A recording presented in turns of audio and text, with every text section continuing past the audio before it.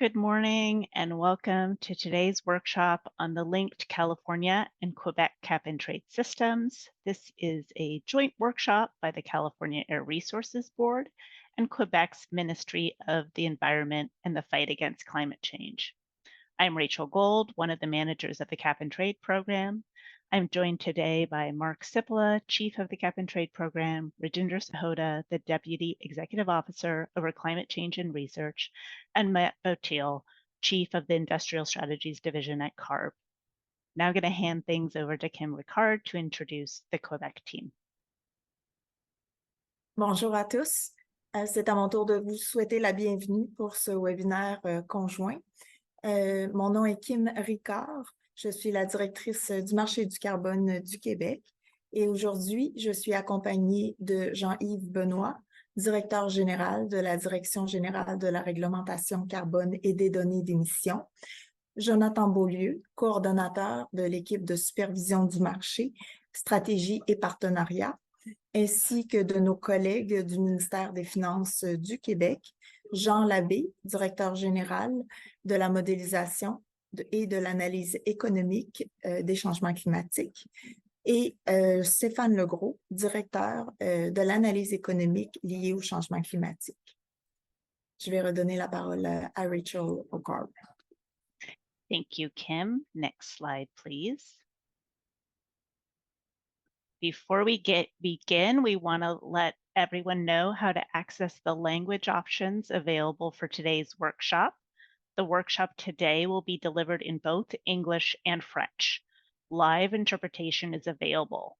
To select hearing only English or French audio, please click the globe icon at the bottom of your Zoom window and select your preferred language option. This will be available in a moment. Do not select mute original options in the interpretation menu. If you do not select a specific audio channel, you will hear the entire workshop in each presenter's spoken language. To select your preferred slide deck, you'll look at the top of your Zoom screen and click View Options and select either English slides or French slides.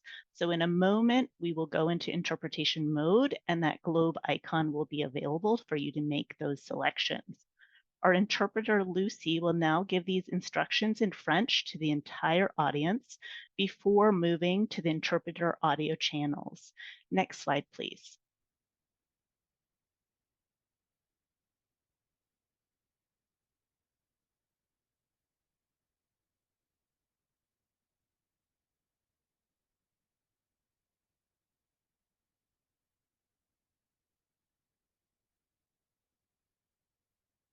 Lucy?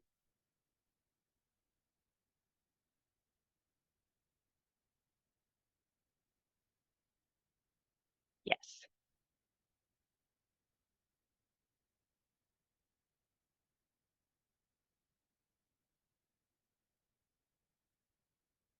Pour sélectionner l'écoute de l'anglais ou du français uniquement, cliquez sur l'icône d'interprétation en forme de globe dans la barre d'outils Zoom en bas de l'écran, puis sélectionnez la langue souhaitée. Pour sélectionner le jeu de diapositives en haut de la fenêtre de la réunion, cliquez sur Options d'affichage ou View Options en anglais. Ensuite, sélectionnez le jeu de diapositives dans votre langue, anglais ou français. Great, thank you, Lucy. At this point, we're going to start the language interpretation, and we ask that everybody select either the English or French channel. And again, you can select from the view options, either the English or French slides. Please go to the next slide, please. So some additional notes as we get started. This workshop is being recorded and will be posted on the program websites by California and Quebec. The links for the Quebec MELCCFP webpage are shown on this slide. On this slide, we also have links to the workshop materials, including this presentation, along with a link to submit feedback to Quebec. Next slide, please. Here we have the link to CARB's Cap and Trade's meetings and workshop page where you can find materials for today's workshop and a link to CARB's public comment docket. We have planned for 3 hours today for this workshop, and we have significant turnout with about 450 attendees. We will work to hear from as many commenters as possible, and we ask everyone to keep their feedback to no longer than 2 minutes and to submit longer comments in writing. The deadline to submit written feedback for this workshop is December 15th. Next slide, please. We'll start this morning with a brief overview of the current process for potential changes to California and Quebec's programs. That will be followed by presentations on initial results of allowance price modeling under various scenarios from UC Davis and the Quebec Ministry of Finance. After those presentations, there will be an opportunity for public comment and a brief break. Then there will be a second session where staff from California and Quebec will present concepts related to cost containment and market rules, followed by a second comment session. Next slide. Some California context as we get started. This slide puts California's climate targets into perspective. The line graph on the left shows annual GHG emissions from 2000 to 2020 and California's statutory GHG emissions reduction targets for 2020, 2030, and 2045. The GHG emissions inventory shows that California achieved the 2020 target, returning to 1990 emissions levels early, and has remained below the target through 2020. In 2016, the California legislature called for a 40% reduction in emissions below 1990 levels by 2030. And last year, AB 1279 established 2 targets for 2045, reducing GHG emissions by 85% relative to 1990 and achieving carbon neutrality. Next slide. The process to update California's cap and trade program is being informed by those 2045 climate targets, the 2022 scoping plan update, evolving state policy, an updated GHG inventory, and implementation experience. The 2022 scoping plan incorporates targets and actions to lay out a technologically feasible and cost-effective path to carbon neutrality. The economy-wide modeling in the scoping plan is informing and review and updates to the California program. Within each scoping plan, the cap and trades program economy-wide carbon price has been complemented by California's suite of sector-specific regulations and incentives to support achieving the needed transformation. California's GHG emissions inventory, published in 2022, included adjustment to aligned emissions from all sectors with third-party verified data. Review of the California program is reflecting these most recent updates to the inventory, and staff continue to assess potential updates based on implementation needs and ongoing experience. Next slide. CARB is considering adjusting allowance budgets to accelerate GHG emissions reductions in support of the state's targets to reflect the GHG emissions inventory updates. It is also important the program is positioned to provide a long-term price signal to support economy-wide decarbonization. In February 2023, CARB issued a notice informing market participants and the public of upcoming pre-rulemaking activities, which included an evaluation of allowance budget scenarios. In June, California and Quebec held a joint workshop to provide context and scope of potential amendments. During that June workshop, we jointly proposed evaluating allowance budget scenarios consistent with GHG emission reduction targets at 40, 48, and 55% below 1990 levels in 2030.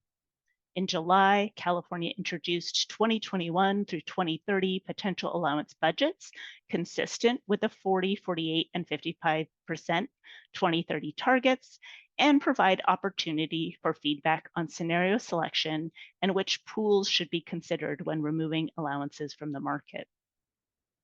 California's latest workshop in October expanded on allowance budget scenario concepts, including by introducing potential cap adjustment factors for allowance allocation, potential approaches for calculating EDU allowance allocation, and initial thinking about post-2030 allowance budgets.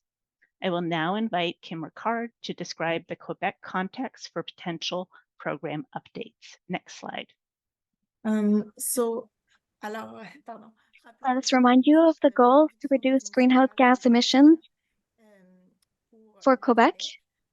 So we have a target to reduce greenhouse gas emissions by 37.5% under 1990 levels for 2030, and a goal to achieve carbon neutrality by 2050.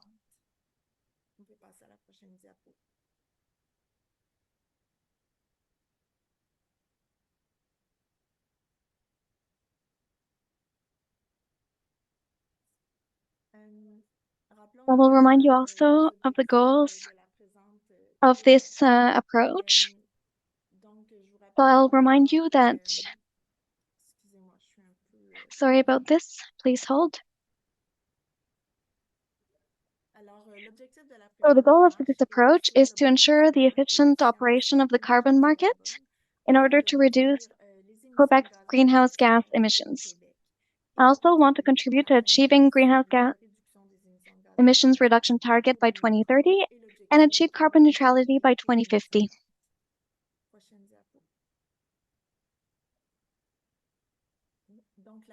So the approach to assess everything is well started.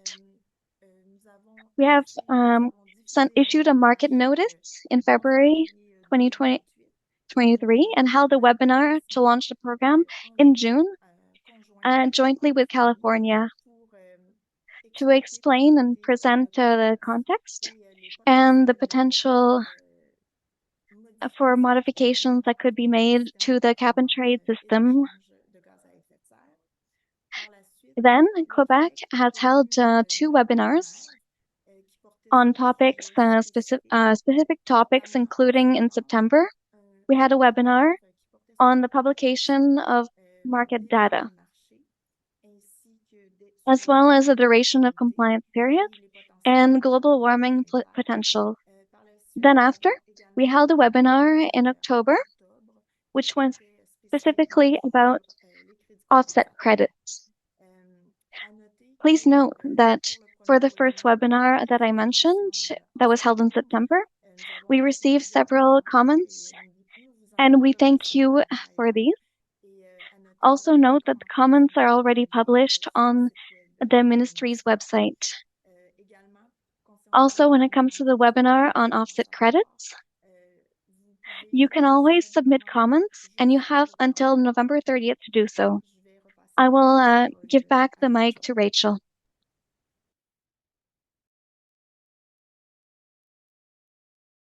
Great. Next slide, please. Perfect. Thank you, Kim. With that background and context, today you will hear about our allowance price modeling work performed separately by teams at UC Davis and the Quebec Ministry of Finance. Each modeling team will present on their approach and on initial results, including estimates of potential allowance prices under different allowance budget scenarios. There are 2 coordinated and independent modeling efforts. Each model has different uncertainties, structural differences, and some different inputs. Every modeling effort has some uncertainty associated with it. The initial results you will see today allow for relative comparison across scenarios and do not represent actual allowance prices in the linked market. The tools provide an important method to assess differences across scenarios. Next slide, please. This slide shows an overview of the jointly modeled scenarios and highlights key differences in input assumptions. UC Davis and the Quebec Ministry of Finance both modeled a 40% target in 2030 scenario, with California modeling all allowance removals from cost containment accounts and Quebec modeling all removals from future budgets. a 55% target in 2030 scenario, and variations on a 48% target in 2030 scenario, either with removals from future budgets, both jurisdictions, and removals from both cost containment accounts and future budgets, California only. California's modeling declined linearly post-2030 to California's 2045 target. The Quebec Ministry of Finance also modeled several variations as outlined on this slide. Next slide, please.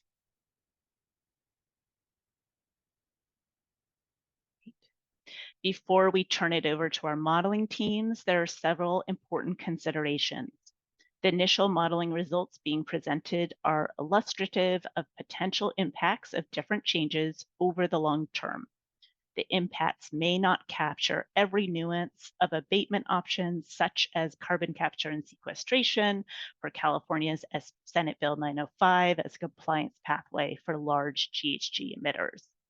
The initial results do not constitute a forecast or an opinion of the Quebec or California governments, but rather a projection of how the market might evolve in response to various potential measures that may or may not be implemented. Simulations are based on information available as of October 2023, and Quebec modeling from the 2023 to 2028 implementation plan, the 2030 plan for a green economy, and the California modeling from the 2022 scoping plan update. In reality, a number of factors will affect results, such as changes in economic and financial conditions in Quebec and California and elsewhere in the world. With that, I will now turn it over to Jim Bushnell, professor in the Department of Economics at the University of California, Davis.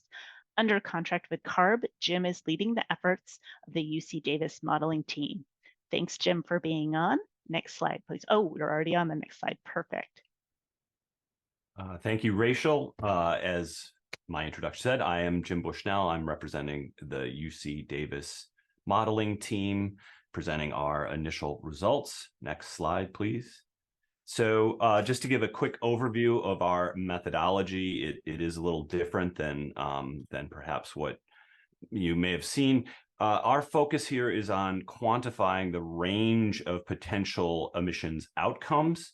And we're doing this using a statistical forecast of what we call business as usual emissions. I'll explain this more in a minute.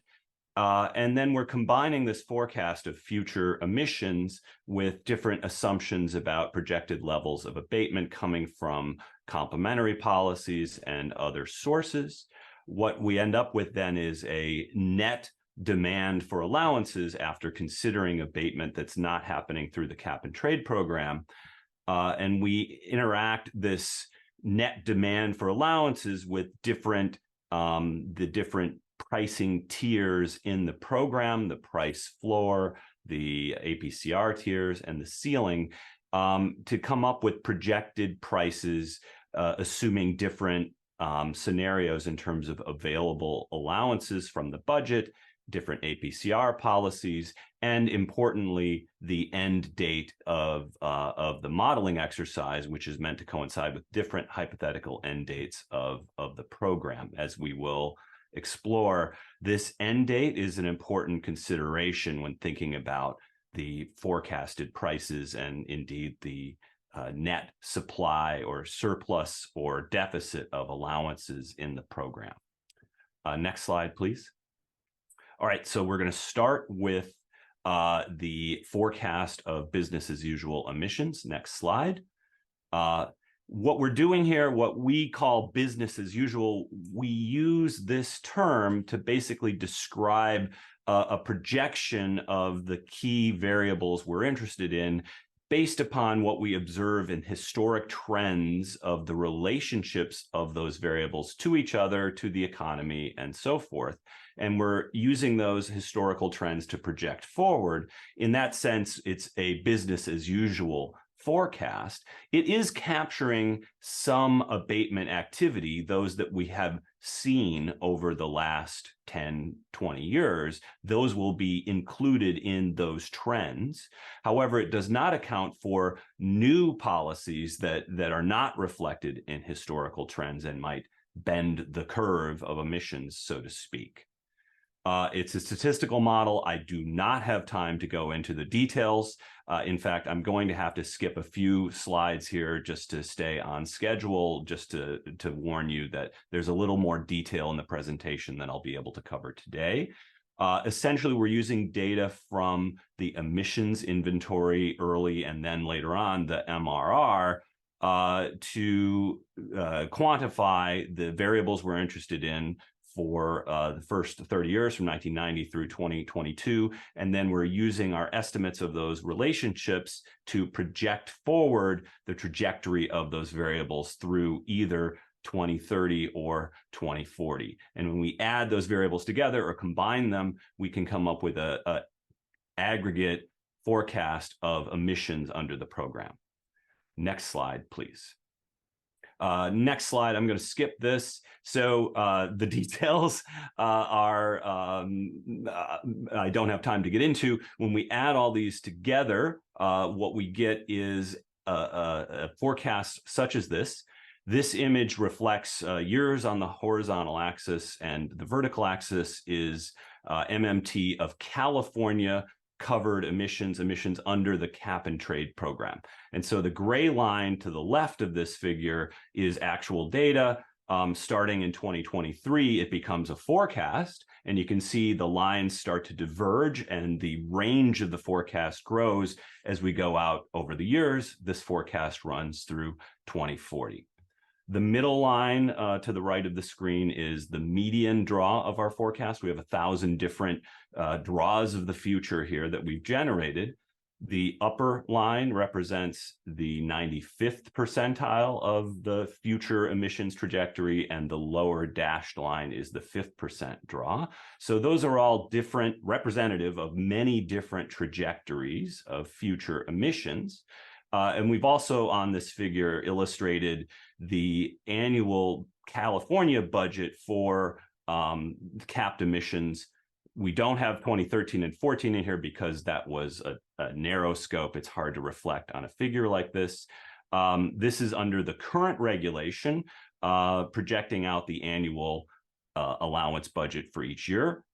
Because the program does not require annual balancing of allowances with emissions, what really matters for both the program and for our calculations is not the annual relationship between, say, the budget, the red line, and our forecast, but rather the cumulative difference between the red line, the budget, and the realized emissions that the program oversees. So you can see in this figure, as Rachel covered, in the early years, emissions were below the projected amounts and below the allowance budget, and that created a surplus of allowances that have built up in the program.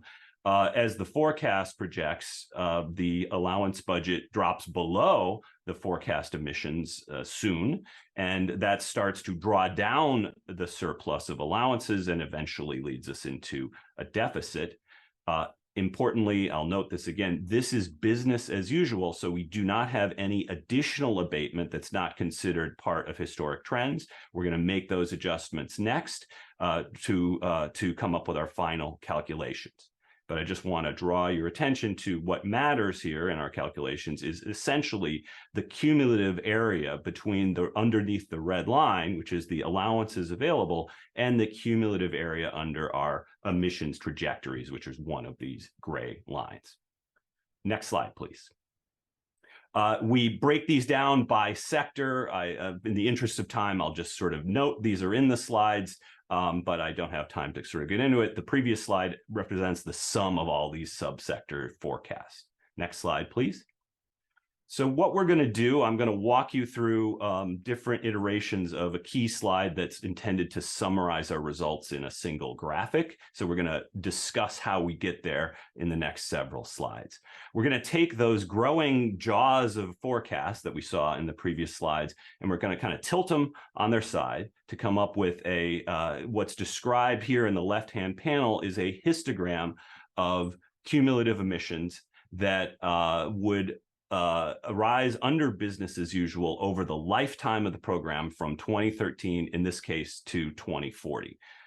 So the histogram, each point of this histogram represents the one of these 1,000 draws. If you see the height of the histogram is higher, that means that potential outcome is much more likely than the tails of this distribution to the far right or far left of this histogram. So the most likely outcomes, according to the forecast for business as usual, is somewhere in the 7,700 million tons cumulative, again, from 2013 through 2040, with a very low chance of something around 8,500 on the far right of this figure, or below 7,000 on the far left of that figure.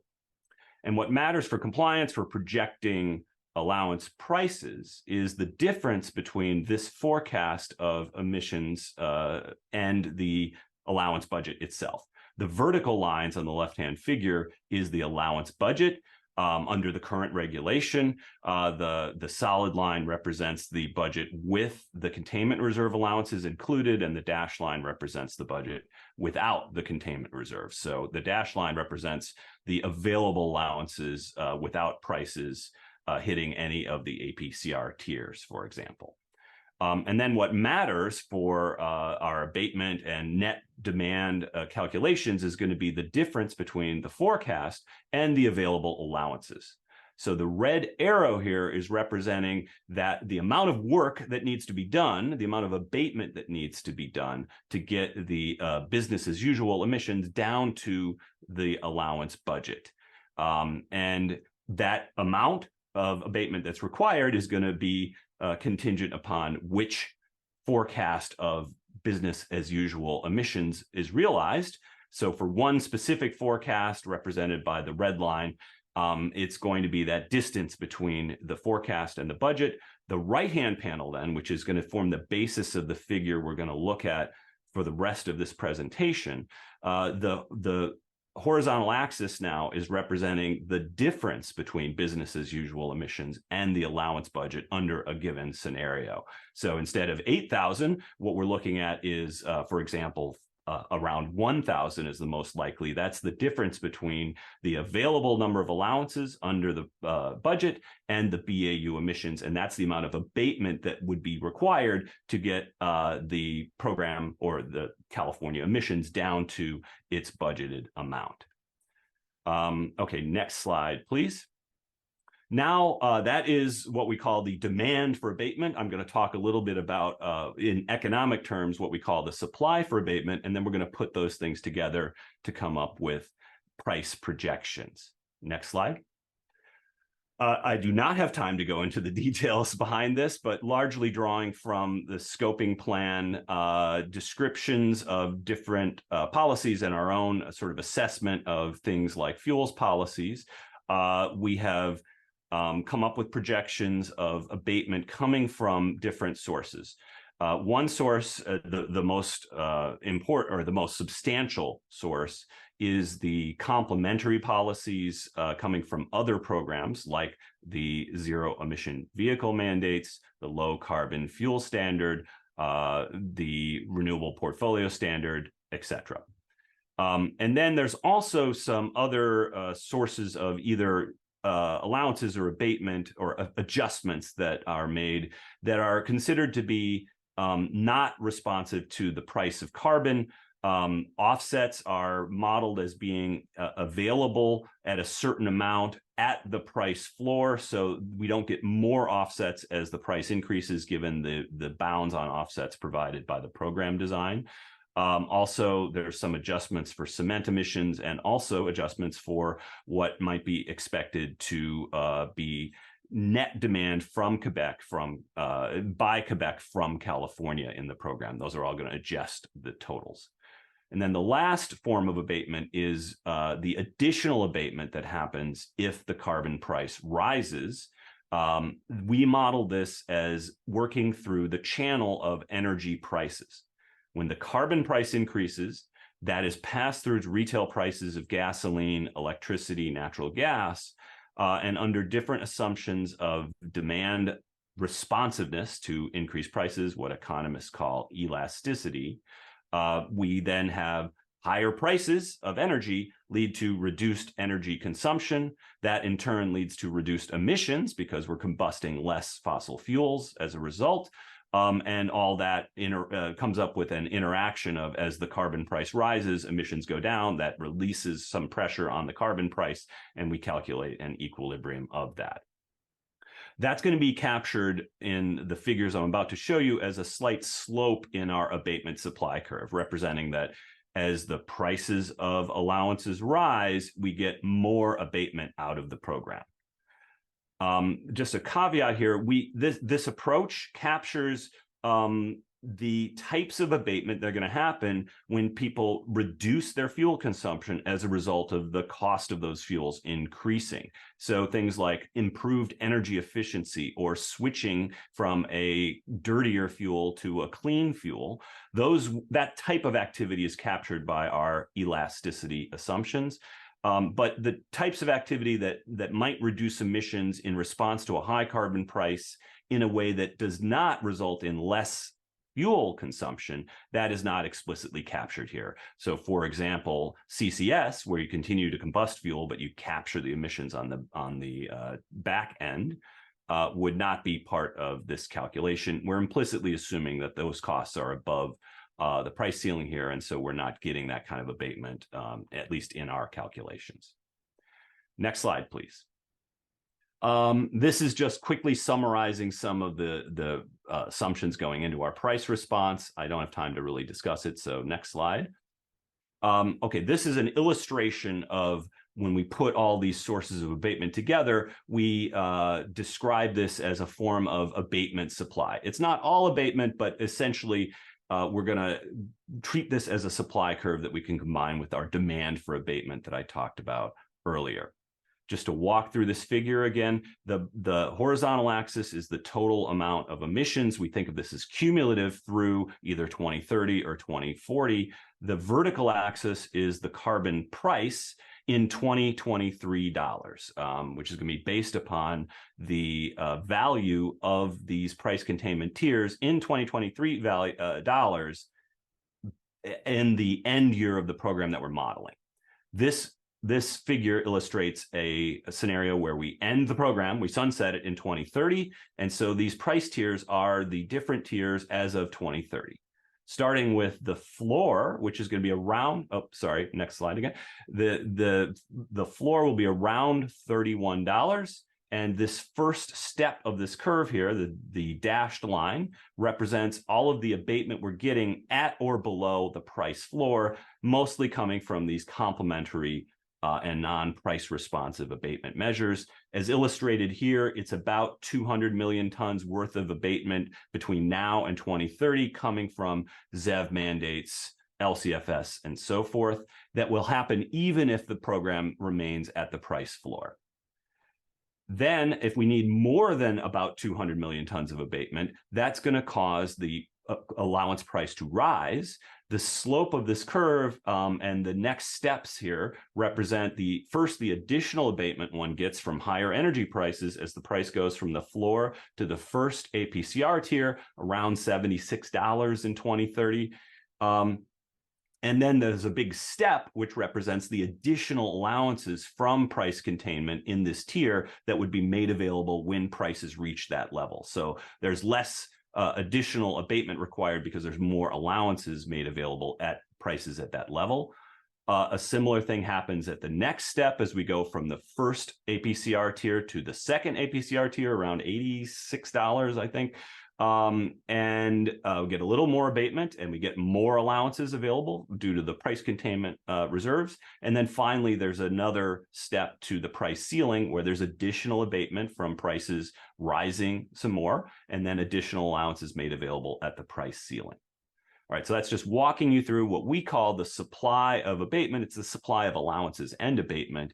What we're going to do is combine this concept or this figure with the demand for abatement that I talked about earlier, and graphically we can kind of get a quick sense of where we think this market might clear. The calculations are not literally doing this graphical thing. This is meant to illustrate the results in a fairly concise way. All right, next slide, please. So hypothetically, going back to the histogram of future emissions that might arise, one draw of future net demand for emissions, that's total emissions minus the allowance budget. Again, that's the work we need to do to get down to balance. Let's say if one draw gave us a need for 275 million tons of additional allowances and abatement to balance the program. Well, this figure illustrates that amount of BAU emissions would require the price to rise to the second APCR tier in order to balance the program. So we need roughly 275 million tons of abatement and or additional allowances from the APCR. Okay, so for this one draw of future emissions, this is implying the prices in 2030 would be at the APCR second tier, around $85, as I recall. Next slide, please. As I talked about earlier, there's not just one forecast of future demand, of future business as usual emissions. There's 1,000 of them. So we can think of there being thousands of these lines. Some of them, many of them will be more likely than others. And so there'll be many more of them kind of around the middle of that range.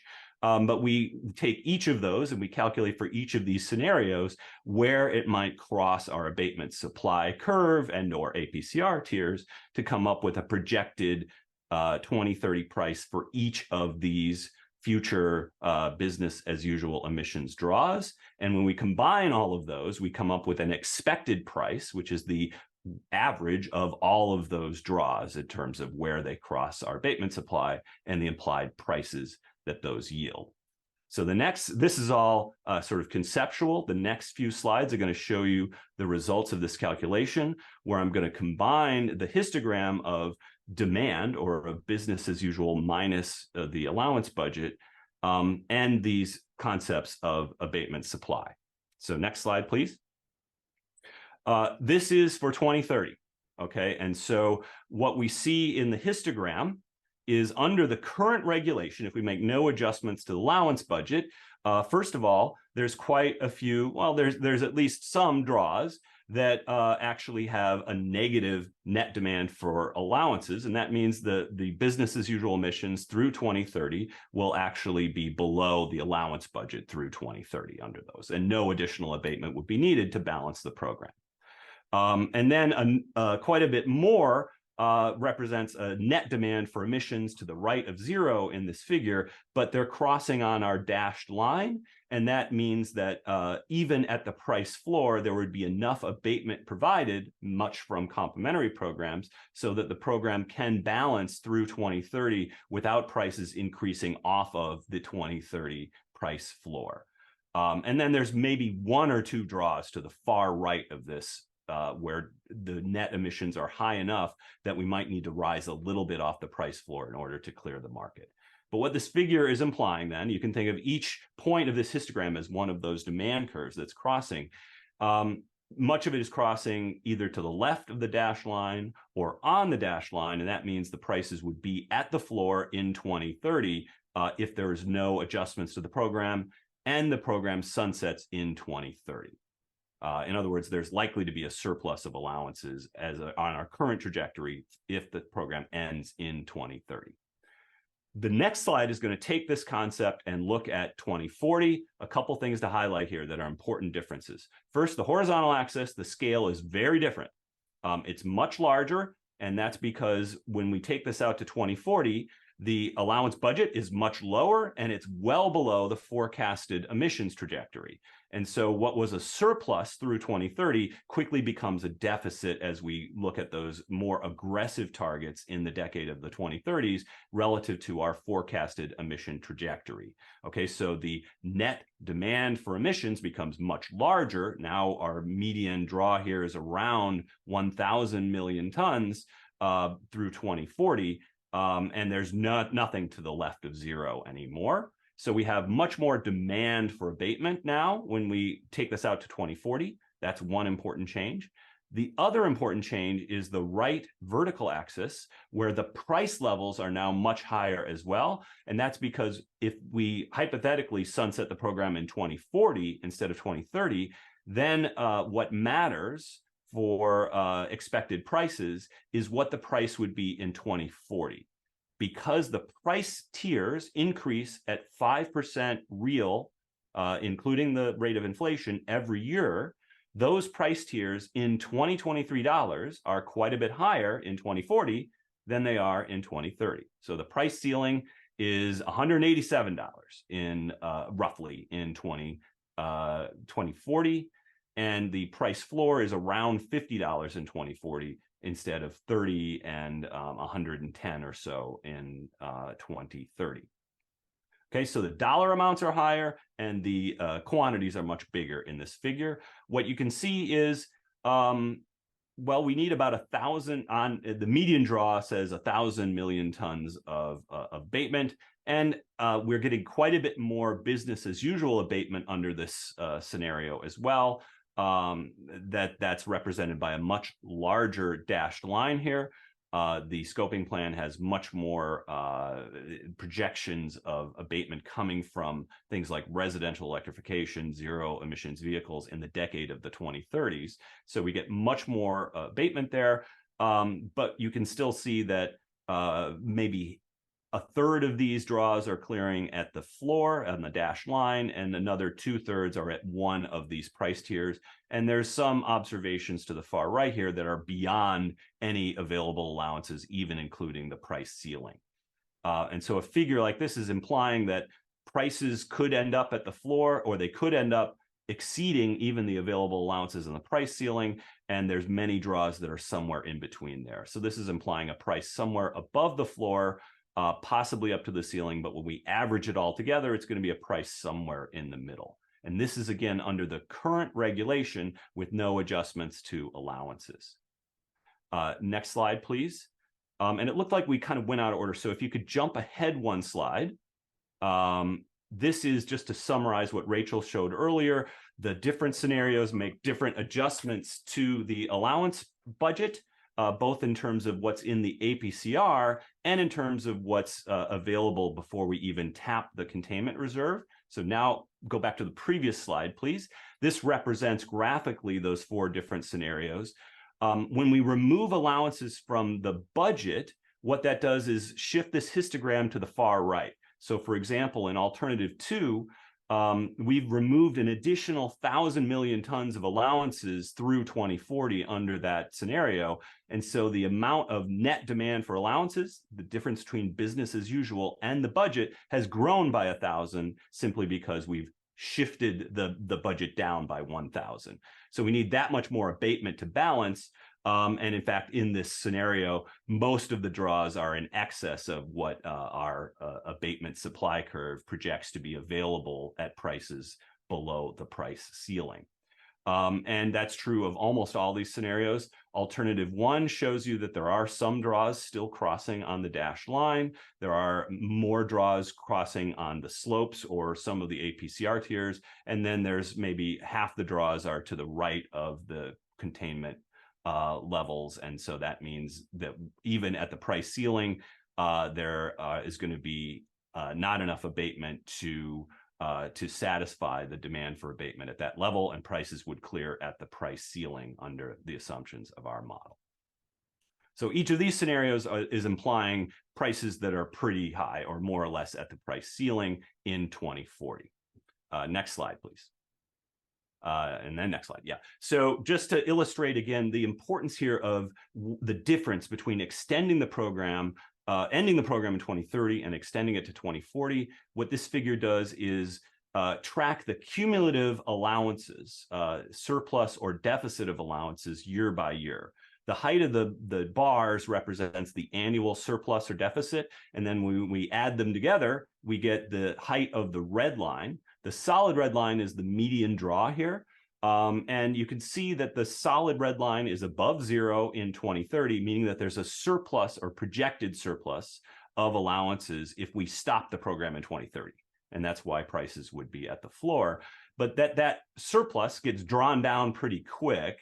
we're in deficit annually from about 2027 onward, and that surplus goes negative around 2023, 2033, 2034 under the median draw.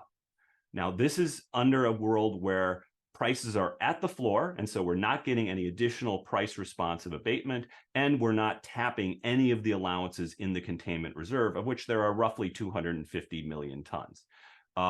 Under those assumptions, we would have a deficit in excess of 250 million tons if we go out to 2040. So even with no changes to the program, simply by extending it another 10 years, we're eliminating that surplus in expectation because of the more aggressive targets later in the program. Next slide, please. Conversely, if we add back those allowances in the containment reserve and allow for the additional responsive abatement that those higher prices would produce, that shifts things by about 500 million tons cumulative. And so we end up with a surplus of allowances in 2040 under the current regulation if prices were at the ceiling. If we combine these two figures, basically we say if prices were at the floor, we're going to have a big deficit by 2040. If prices are at the ceiling, the median draw says we'll have a surplus in 2040. And this implies, again, that prices are going to be somewhere between the floor and the ceiling, since if they're at the floor, we don't have enough. And if prices are at the ceiling, we have too many. That implies prices are likely to fall somewhere in between without any adjustments to the program. Next slide, please. So to summarize the prices coming out of all the different scenarios, the far left blue bar represents the BAU or the current regulation if we sunset the program in 2030, and the prices are projected to be at the floor because, again, we have a surplus of allowances through 2030. However, if we keep the current regulation and just extend the program through 2040, then we no longer have a surplus at the floor, and prices are projected to rise to around the $90 range.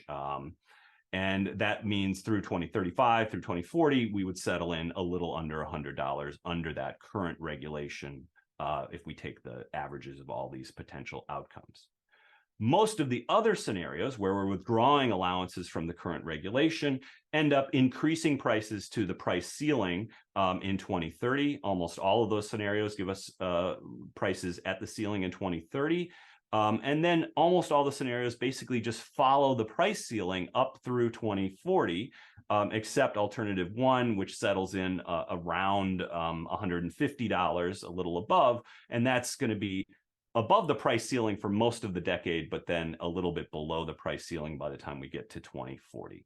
All right, so we don't want to be overly precise here. Uncertainty is the name of the game, but this gives you a representative sense of how withdrawing allowances and extending the program eliminates the surplus, raises prices. All right, next slide, please. I'll summarize. So what matters in our price projections, and I believe in the underlying market, is the price bounds that are determining where prices would be if we have a surplus and we're at the floor, or if we have a deficit and we're in one of these price ceiling or price containment tiers. And the future expectation of a shortfall or a surplus is going to feed back into the price market and give us an expected price of allowances based upon where we think the market will end up at the date of the market ending. If the market ends in 2030, we're likely to have a surplus and prices are likely to be at the floor. However, those surpluses are eaten up or reduced by annual net deficits by the latter end of this decade, and soon into the 2030s under our median draw would start to go low. So if we extend the program through 2040, we end up with prices that are quite a bit higher, and most alternative scenarios then yield prices that follow that price ceiling through at least 2035 and settle in a little bit below the price ceiling in the years after that. And I'll stop there. Thank you for that presentation, Jim. We will now turn it over to Jean Lavé and Stéphane Legros at the Quebec Ministry of Finance for their presentation. And just as a reminder, we will have Q&A after that presentation. Thank you. Hello, everyone. My name is Jean Lebé, General Director of the Climate Changes at the Ministry of Environment, Climate Change, Wildlife, and Parks from Quebec. It's a pleasure for me to be here today to introduce the results of the models and different potential scenarios of the carbon market. Through the last few years, the Ministry of Finance, together with the MELCCFP, have developed some expertise and different tools as far as establishing models linked to finance and climate change. These tools can be used so we analyze the different changes in carbon market, and the result of these simulations will be introduced to you so we could really feed this conversation as far as these potential changes. We could go to the next slide, please. So essentially, this presentation will be divided into three separate parts. We'll be doing a real description and introduction about the tools that we use. Then my colleague Stéphane who will introduce you to the different scenarios we've analyzed, as well as the results of the different scenarios. So next slide, please. So essentially, and just to have a quick overlook of what we're using here, we have three main models that we use to do an economical study analysis. On one end, we have a model that gives us an economical viewpoint of the changes, and that will take into consideration, for example, shift of behaviors, interrelations between the different financial sectors in Quebec, but as well as in California. So this is the economical standpoint, but there's also a technical one that will help us describe the technological aspect of it, that really allows us to look into the different technologies. And last but not least, we also have another tool that we're using to really work into the details as far as the dynamic of the carbon market. So this model, this tool allows us to take into consideration, for example, different emissions, floor prices, the reserves, the challenges,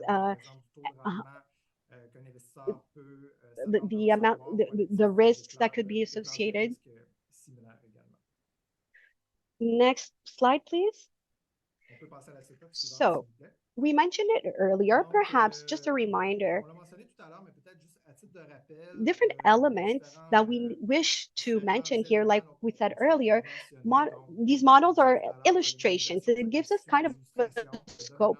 And there's different parameters for the carbon market. And this is important to mention that it's not an opinion from Quebec. It's really a projection, a forecast of how the market is evolving based on different propositions and eventual that could be introduced by the government or not. So these simulations have been done with what has been available since 2023, and based on the assessments and analysis that have been done from our forecast from 2023 to 28, and was published in May 2023. So basically, we're introducing the results long-term up until 2030. We need to say and mention that these are simulations. Many other elements may influence this, like, for example, how the economical context might shift. All the amounts shown here are also in Canadian dollars. So now I would send my colleague Jonathan will be introducing this next part. So Mr. Stéphane Legros, so thank you. First of all, the scenarios, the modelized scenarios for California. So these scenarios are considered and are compared to their references. So with the current parameters for the carbon market. First off, the first aspect is how many units, the ceiling amounts of emissions. And we're talking about 265 million of emissions. And also, there's a modification as far as the potential abatements since 1990, which is a target of minus 48%. And And there's been a correction of the inventory of the target that would go from minus 55% under 1990. It's important to mention that there's different variables that have been introduced. Les résultats qu'on vous présente aujourd'hui correspondent à une sélection de scénarios afin de bien illustrer l'impact de chacun. Au titre d'exemple de modifications considérées, il y avait des trajectoires de plafond alternatifs du côté de la Californie pour les années post-2030. Également, des réductions qui se font, des unités d'émission qui se font dans les ventes aux enchères ou dans les réserves. Stefan, we're going to ask you to pause one moment while we get our interpreter back on the correct channel. Sorry, I just moved to the English channel. If you can backtrack one sentence, that would be great. All right.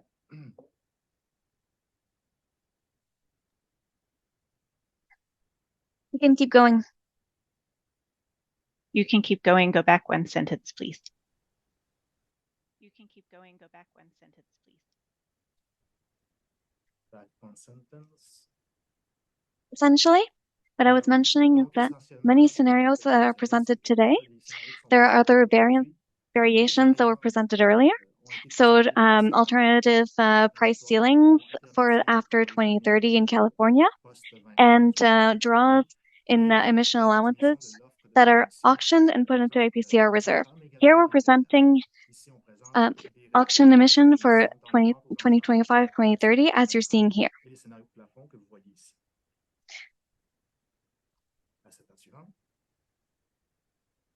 To establish scenarios for potential amendments in Quebec, we looked at what happened over 2013 to 2020. First thing that catches our eye is the carbon market activity. We notice the number of emission allowances released into the market through auctions or through free allowances to 2020. It was equivalent to the emissions from emitters under a carbon market. So we have a total of emissions that is comparable to the millions of credits issued for compliance in Quebec. But when we add to this offer the emission units and allowed use, we can observe over the same period, we add 1 million of offset credits for a total of 408 allowances. So we have a gap of 17 million tons between offer and demand. If Quebec wants to go further in this approach, we need a reduction of 17 million of emission units in total demand of compliance instruments in Quebec. These are two options for amendments that are considered in Quebec, resulting in 4 model scenarios. First scenario, no changes. The parameter and the carbon markets are held the same. Second scenario is reducing by 19 million the units auctioned from 2025 to 2030. The other alternative for modification is to enhance the offset credit program gradually up to 2030. Another alternative is to combine these options. Sorry, I said 19 million tons, it was 17. We can enhance the offset credit program as modeled here. And that is what was presented on October 25th by the Ministry of, which is a gradual decrease in offset credits in Quebec, which is presently 8% of emissions from emitters, which will go to 4% of emitters for the period from 2025 to 2030, which would eventually decline to 0%. Offset credits right now in Quebec could be put under a purchase program as part of the plan for a green economy. And what this proposal represents is the equivalent of reducing emission ceilings, by 10 megatons of emission allowances from 2025 to 2030. Hence, the combination of both these alternatives represent the equivalent of reducing ceilings for 2025-2030 in Quebec by 27 millions of units, which is about 10% of the ceiling.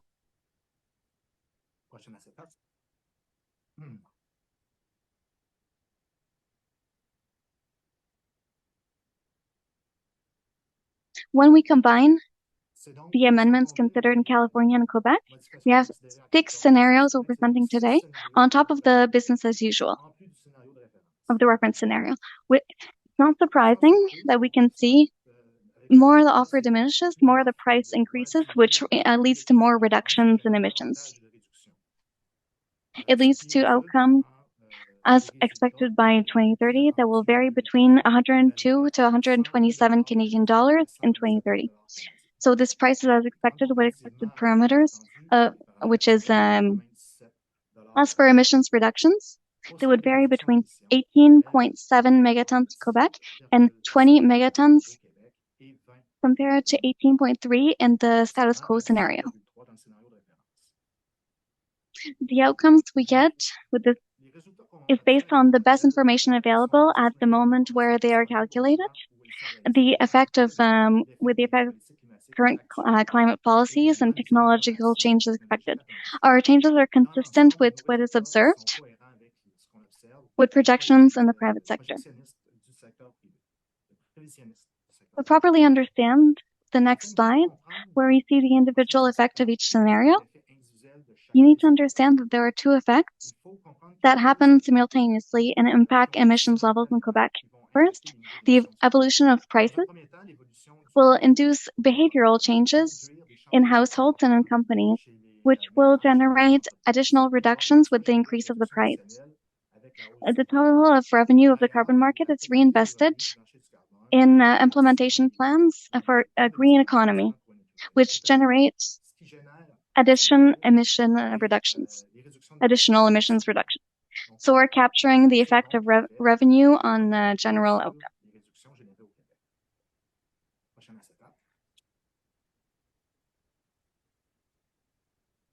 Let's take right now the individual impact of each scenario to appreciate the changes, the impact of each. The reference scenario, the status quo, is from the impact analysis from the implementation plan 2023-2028 of the Plan for a Green Economy as published. In this scenario, with current parameters of the carbon market, with a price of $87 is expected, as of 97. The price increases with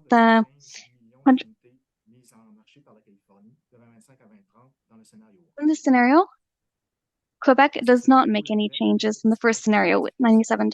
In the second scenario, you see a reduction of 115 million tons in California, which will generate a price. There will be a reduction of 265 megatons in California, which would lead to a price of $113. Scenario 3 is the first change in Quebec with minus 265 million tons, and 17 in Quebec, which generates an increase of $1, bringing the price to $114 in 2030.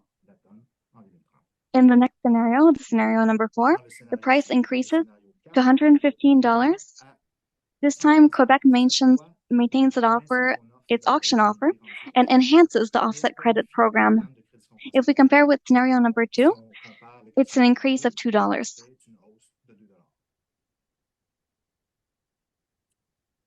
For scenario number 4, we combine the reduction of 265 megatons from California, the reduction of auctioned allowances in Quebec, in scenario 5, and we take into account the offset credit program changes and minus 17 million tons in Quebec. This would generate an expected price of $116. For the 6th scenario, both proposals for Quebec are maintained and added to a reduction of 390 million tons in California for an expected price of 127 Canadian dollars.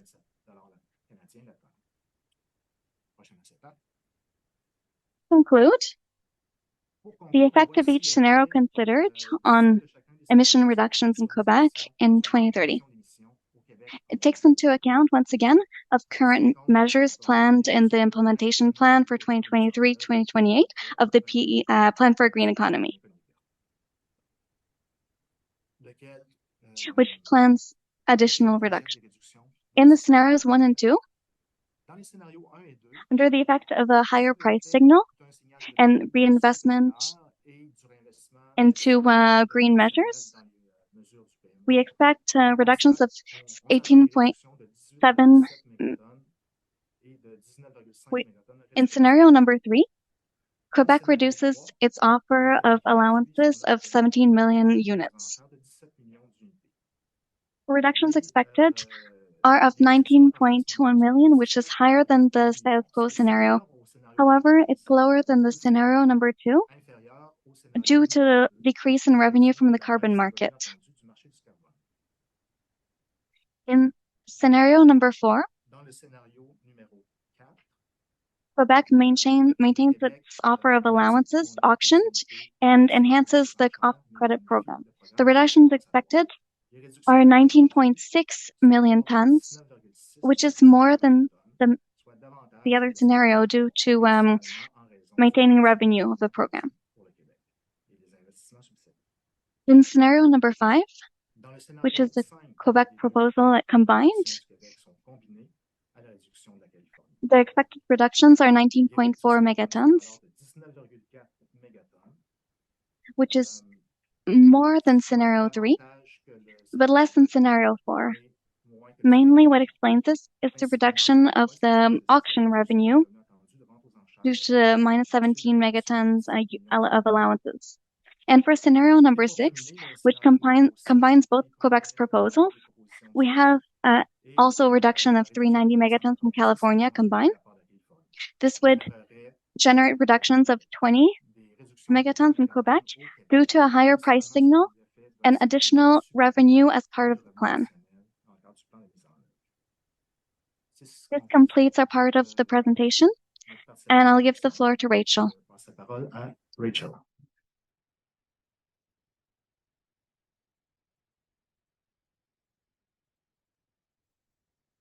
Thank you so much, Stefan. So at this point, we are going to turn to public comment. And as a reminder, this is just our first public comment session today. We'll have a second session after our cost containment and market rules presentations. If you would like to share feedback or ask questions, please use the raise hand function, which is located on the toolbar at the bottom of your Zoom window, as shown on this slide. When staff calls your name and activates your audio controls, please click the unmute button and proceed to introduce yourself and provide your comment. We are going to be limiting comments to 2 minutes today to accommodate as many people as we can. Please reference the timer on the top right of the slide that will be up shortly for your time remaining. Stakeholders will also be able to submit written feedback online until December 15th. You can find the link to submit a feedback as well as the relevant documents in the links that are shown on this page. With that, I'm going to pass things to Cypress Figueroa, who will be facilitating our public comment session.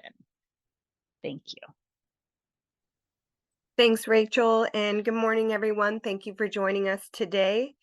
We will now begin our public comment session. Our first commenter is Frank Harris. Frank, if you'll please unmute yourself, you can begin your comment. That's great. Thank you very much. I just have a question. I don't know if you're able to respond to questions or if any of your presenters are able to respond to questions.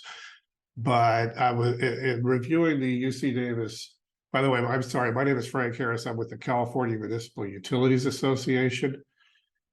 Now, on to my question. In reviewing the UC Davis forecast, it strikes me that there is a significant likelihood, or at least a significant number of the scenarios modeled result in the prices being at the price ceiling following 2033, if not following 2030.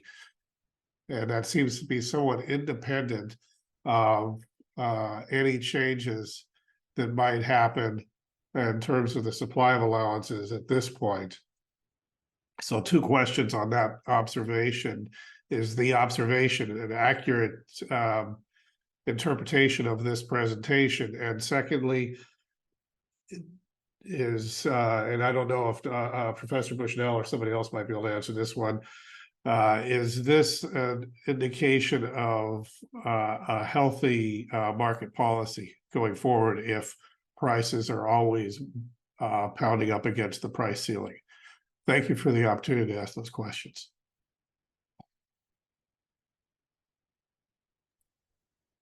So Jim, I think you're still on. Do you want to start and then I can add a little bit at the end? Yeah, maybe you can take the second part of that. I'll just do the clarifying. So Frank, you're more or less right with a couple caveats. Under the current regulation, we don't hit the price ceiling all the time. In fact, most of the time we don't. But when we start withdrawing allowances, alternative one does not hit the price ceiling, the 2040 price ceiling, but the 2040 price ceiling is so much higher than the current price ceiling that, if the market expects to be at $150 10 years from now, then buying permits today for 81 looks like a good deal, especially, adjusted for inflation since the cap is rising. And so the market's definitely tighter when we start withdrawing and extend to 2040. And those 2040 price tiers are kind of setting the expected prices then as a result.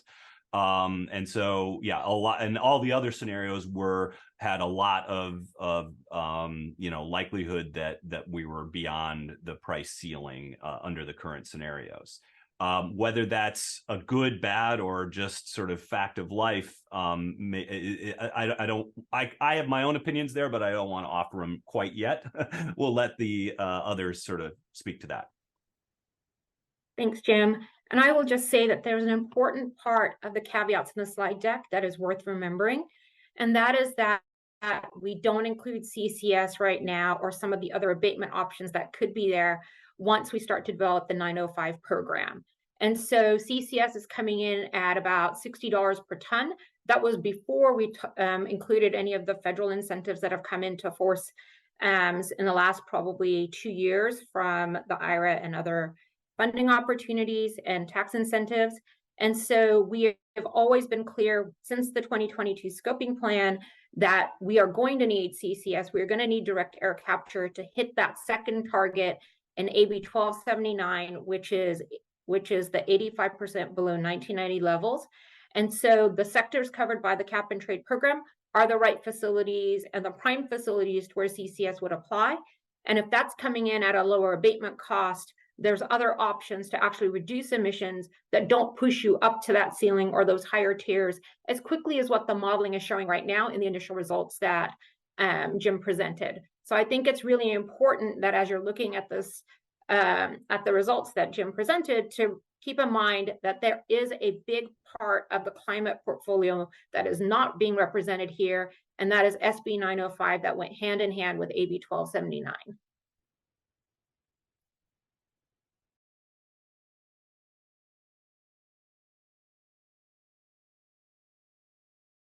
Thank you. Next, we will hear from Joey Hoekstra. Joey, please unmute yourself and you may begin your comment. Thank you for this opportunity. I'm hoping you can hear me now. I'm an analyst with AIDA, the International Emissions Trading Association. I have a question for the representatives from Quebec. I was just hoping that you could provide some clarity on what the potential offset purchase program might look like, post 2030. From the slides, it's a little unclear what the intended policy is. So I'm just looking for clarification on what that might look like. Thank you.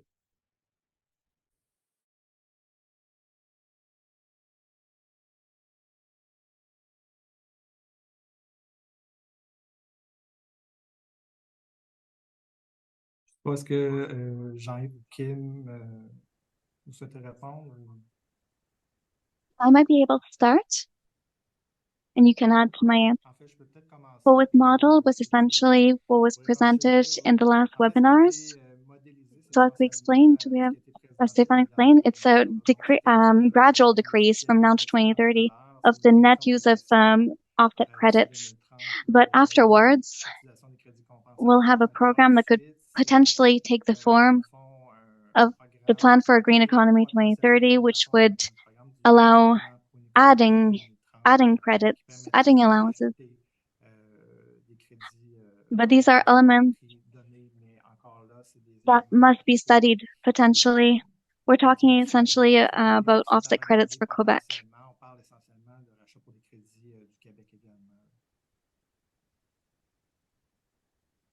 As was explained by Jean, we have also presented potential option during our last webinar on October 25th. Of course, it's still being assessed, but no decision has been made up to now. But what could be put in place is to transition to from offset credits in the carbon market towards a program of purchase of offset credits that could be managed by the government. And we would use the same quantification method, the same protocols for quantification to assess the amount of offset credits that could be issued. And afterwards, we could purchase again these offset credits, purchase them back and draw them in and ensure they can contribute to reduce emissions of greenhouse gases. Because for now, under the current system, since offset credits are on the carbon market, these credits can be used to offset a ton of GHG emissions emitted by a covered participant in industry, for instance, up to a certain use limit. And this makes it that we can have a net balance. We can have a net neutral balance calculated with this, and this will help us further reduce our greenhouse gas emissions on our territory. This is an option that could be taken into account, that could be considered.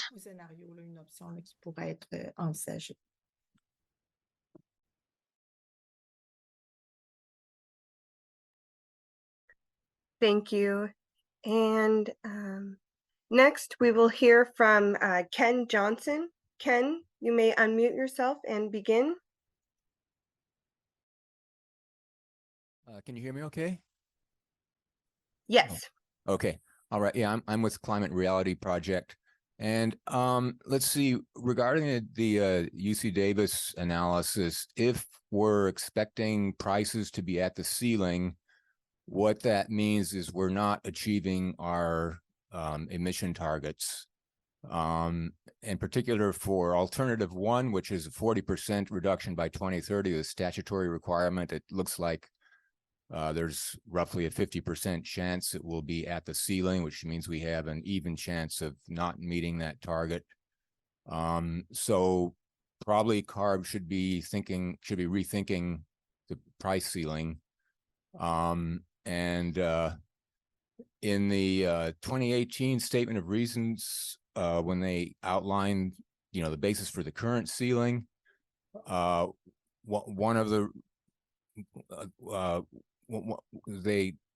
reason they said that setting the price ceiling higher would be excessive relative to what's needed to achieve the 2030 target, which appears not to be the case based on these results. And secondly, there were concerns about leakage and adverse impacts on the economy and households.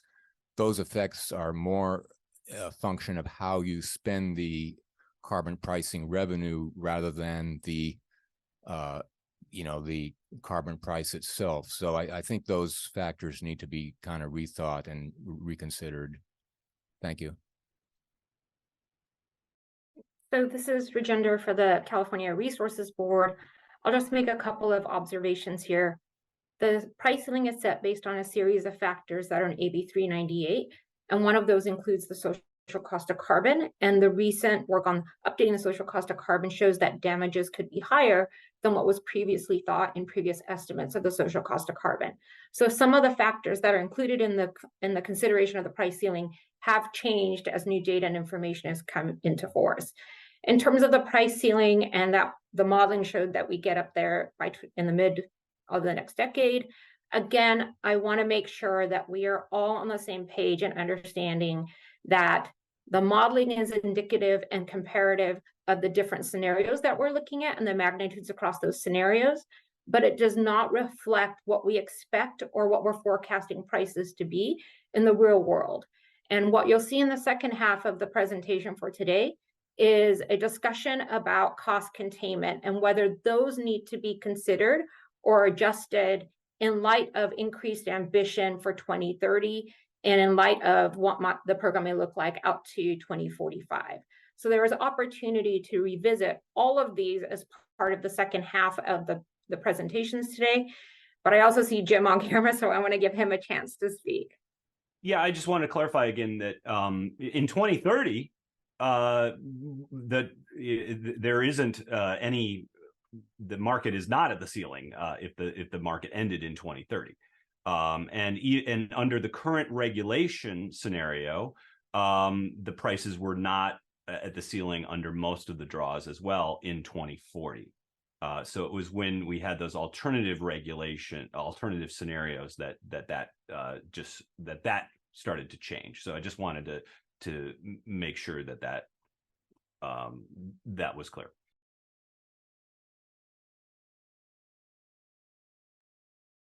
Thank you. And next we will hear from Nicholas Roy. Nicholas, you may unmute yourself and begin. Hi, my name is Nicholas Roy. I'm a research analyst at Resources for the Future. Thank you all for presenting today and for providing the opportunity to comment. I just have two questions. One was about the UC Davis modeling exercise. From what I recall from the additional abatement scenarios, they talked about complementary policies within the state. But one of the ones I didn't hear exactly how it was included was the Inflation Reduction Act. I know in the scoping plan, because it was done prior to most of the modeling was done prior to the Inflation Reduction Act, it was not included in the scoping plan. And so when you said policies largely based off of the scoping plan, I was curious if the Inflation Reduction Act was included in the additional abatement, because I would assume if it wasn't, then that would lead to a lot different results in terms of how much abatement would occur. And then my other question is about how the APCR allowance supply is distributed over time, just because since the APCR hasn't been activated in California, I'm curious about how one goes about modeling that. So thank you so much. To take your second question first, because we're just working with cumulative amounts, the actual timing of when we hit surplus or deficit is less critical. We're sort of working off of what the expectation is of cumulative supply demand deficits at 2030 or 2040. I believe the others can clarify, but in practice, the entire APCR is available at when there's demand for it. And so but the dynamics of sort of running short in a specific year before 2040, we don't capture. As far as the IRA goes, yeah, we should maybe follow up on exactly. So I think Rajinder already mentioned the tax credits for perhaps DAC and CCS might really factor in here, and that is something we're not capturing. We have a lot of ZEVs, we have a lot of residential electrification, and those are things that the IRA is also targeting. And so you could make the case that we already were sort of assuming those things were going to happen, and now they're maybe much more likely to happen. But you know, I'm sure there's a range of expectations about exactly how much additional impact on those sectors the IRA might have, and I'm happy to sort of follow up and hear your thoughts on that.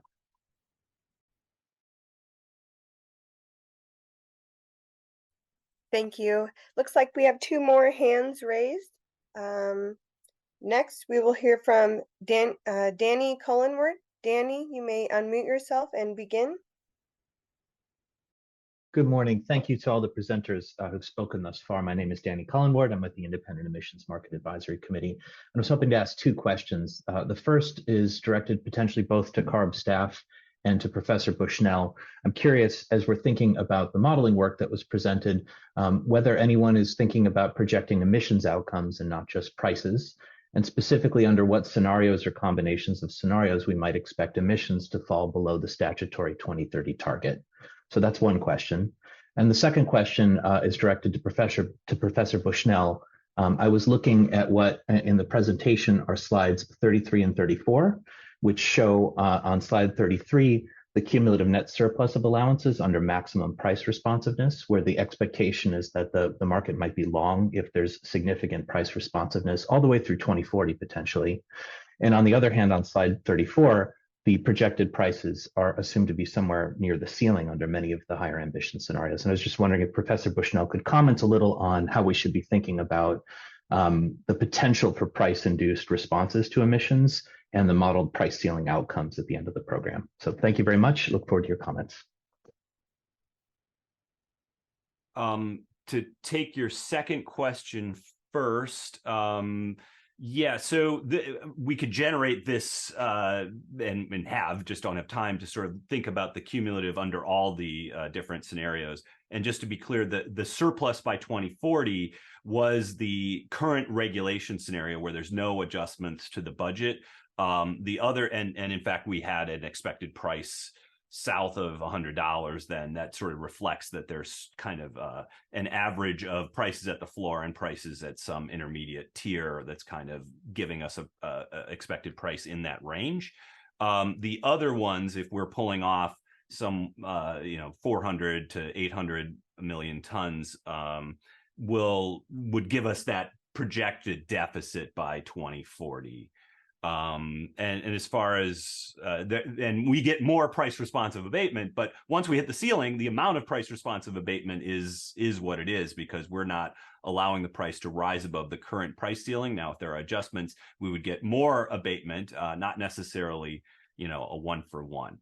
And then, yes, we are tracking the quantities of emissions as well. We just haven't worked that into these slides because we were focused on prices for today. Thanks, Jim. And I will say that we will be working closely with Jim and his team and some of the data that we have internally from the scoping plan to look at the emissions that we need to, or the reductions that we need to get from the cap and trade program under the different scenarios. But before we move on, I do want to mention one thing, because I forgot to say it at the beginning. Again, as the administrators of the program, both in California-Québec, there's a lot of rumors out there about where we're going to go. There's a lot of rumors out there about internal conversations at CARB, such as strife between the chair and the staff. None of that is substantiated, and please consider the source of those rumors before believing it. And I know that at least one entity, Capstone, that hosted a recent meeting, actually put out a correction about some things that were said on that call.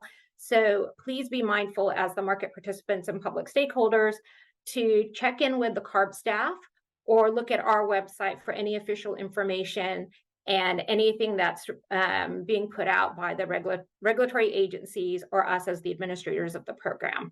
We can't address all the rumors out there, but there are plenty out there. And it's a shame that we're getting into this territory of actually talking about internal activity within organizations as opposed to the merit of the work that's being done here. Thanks.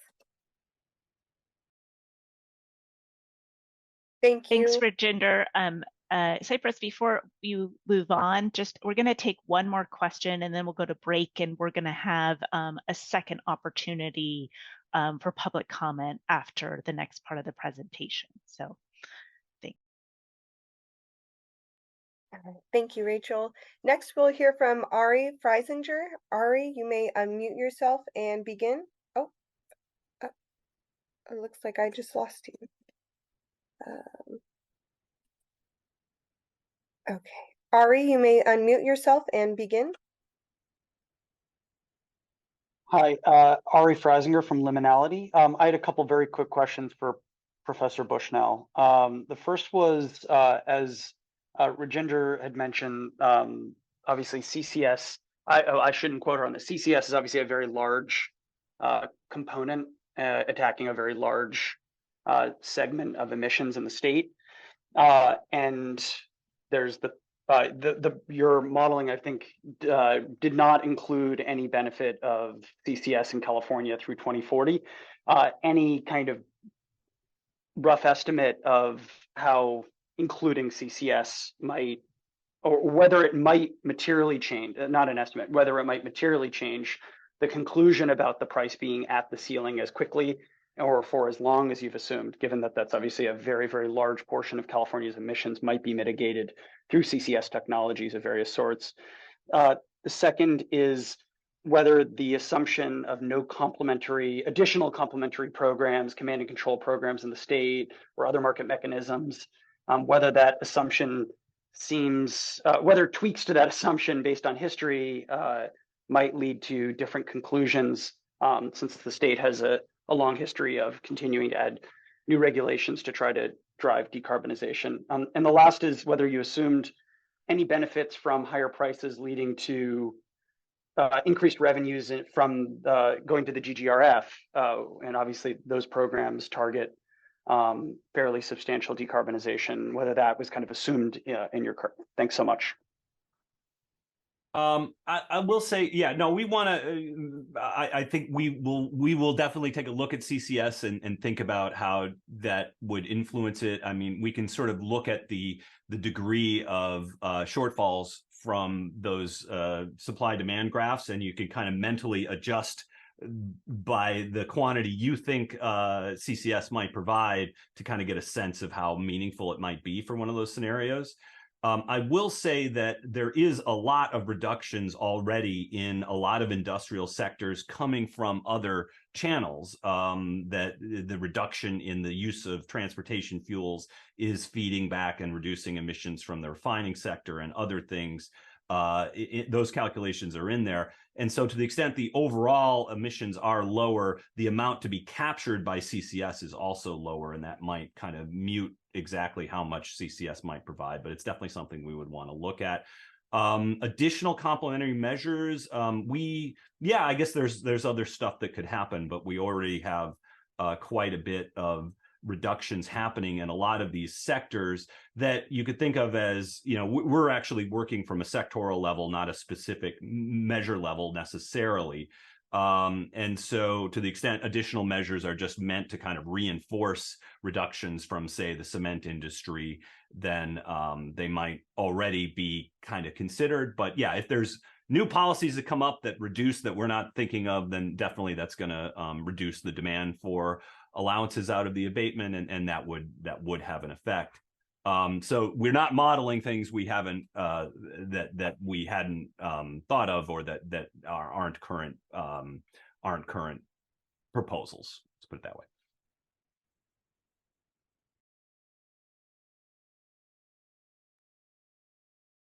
Thank you. This will now conclude our first public comment session, and I will pass it back to Rachel Gold.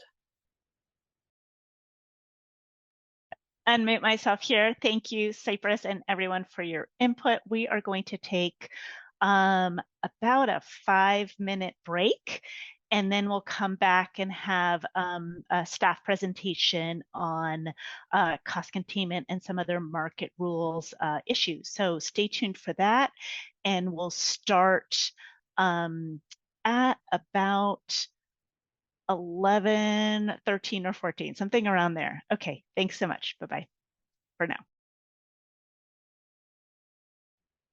All right, welcome back after that brief pause. This is the second part of today's workshop on the linked cap and trade systems of California and Quebec, and another in a series of workshops on potential changes to California and Quebec's programs. Next slide, please. I just wanted to remind everybody that we are having this workshop in both English and French today, and you can see the instructions here for how to select the appropriate language in our interpretation menu. As a reminder, click the globe icon at the bottom of your Zoom window and select your preferred language, and do not select mute original audio. If you don't select a specific audio channel, you will hear the entire workshop in each presenter's spoken language. And finally, to select your preferred slide deck, either English or French, click the View Options button at the top of your Zoom window. Next slide, please.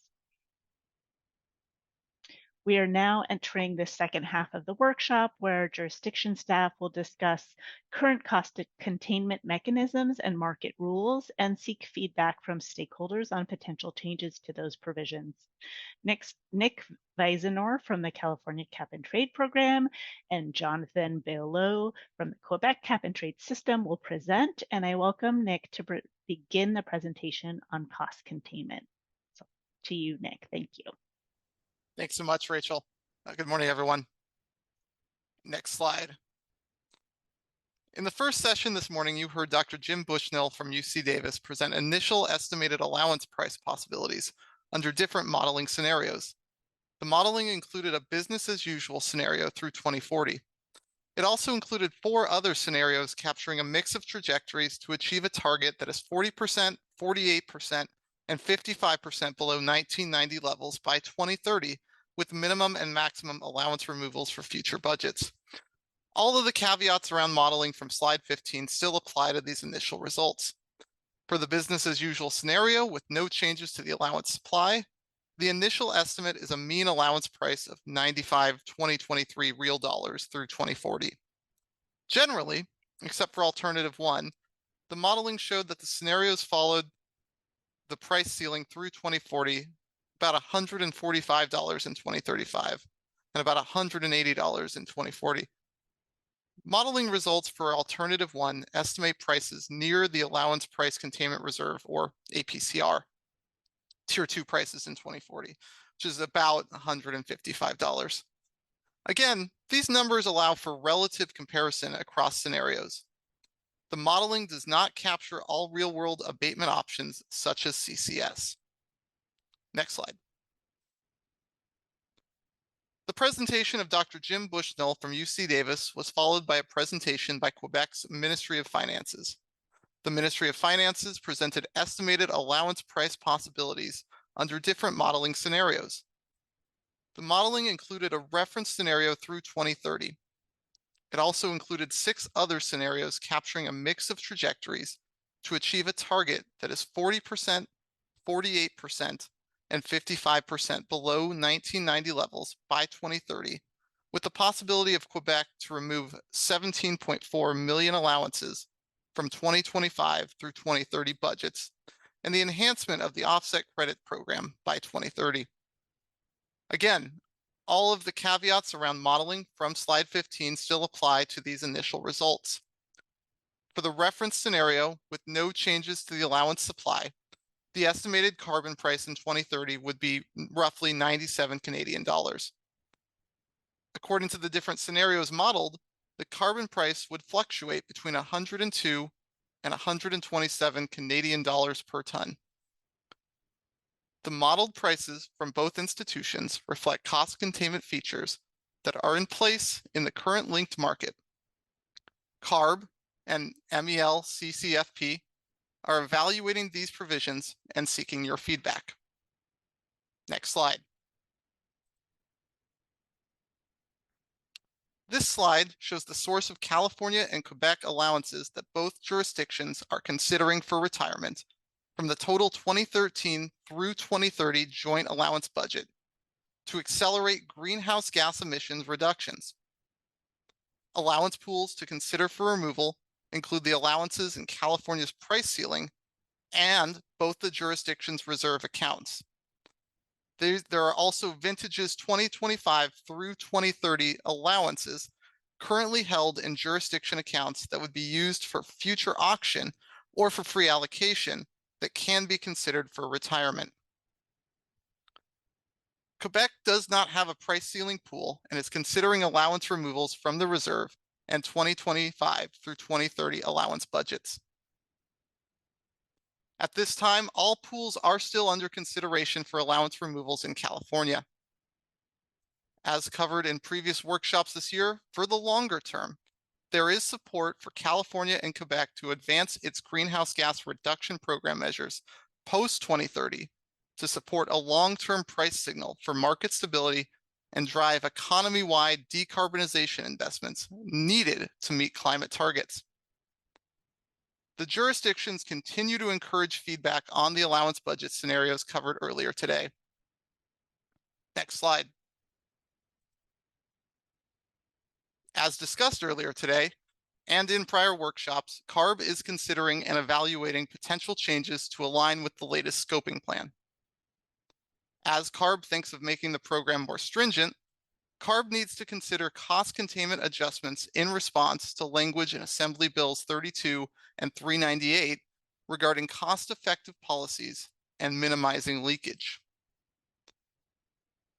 The potential removal of allowances from California and Quebec programs may affect market dynamics and impact existing market power features. Currently, a market participant's holding limits are calculated using California and Quebec's allowance budget totals, so any adjustment from future allowance budgets would automatically result in corresponding holding limit adjustments. Program staff are working to ensure that any proposals to clarify market rules or update cost containment provisions are made to support an efficient and steady program. Staff are seeking your feedback on several market rules as they stand now to help guide the development of upcoming amendments. As a reminder, the California and Quebec programs linked on January 1st, 2014, and have operated jointly for nearly a decade. Staff are carefully considering that any changes to existing market rules or cost containment features must be jointly coordinated by both jurisdictions and maintain linkage. Next slide. While each jurisdiction operates their own jurisdiction-specific cost containment features, any proposed changes to cost containment going forward would be coordinated. California and Quebec staff must consider common elements in the design of cost containment features and legislative or provincial mandates. For instance, CARB's current cost containment mechanisms were developed in accordance with AB 32 and AB 398 requirements. Both jurisdictions designed key elements of the program to optimize cost effectiveness for compliance entities. These elements include multi-year compliance periods to account for year-to-year variations in emissions levels, allowance banking that is subject to strict holding limits and allows participants to hold allowances and use them for compliance in a later period, limited use of offset credits, which will offer additional low-cost emissions reduction opportunities, and the establishment of an allowance price containment reserve, or APCR as we will call it through the rest of this presentation, which allows covered entities access to allowances at set prices as a hedge against higher costs. Next slide.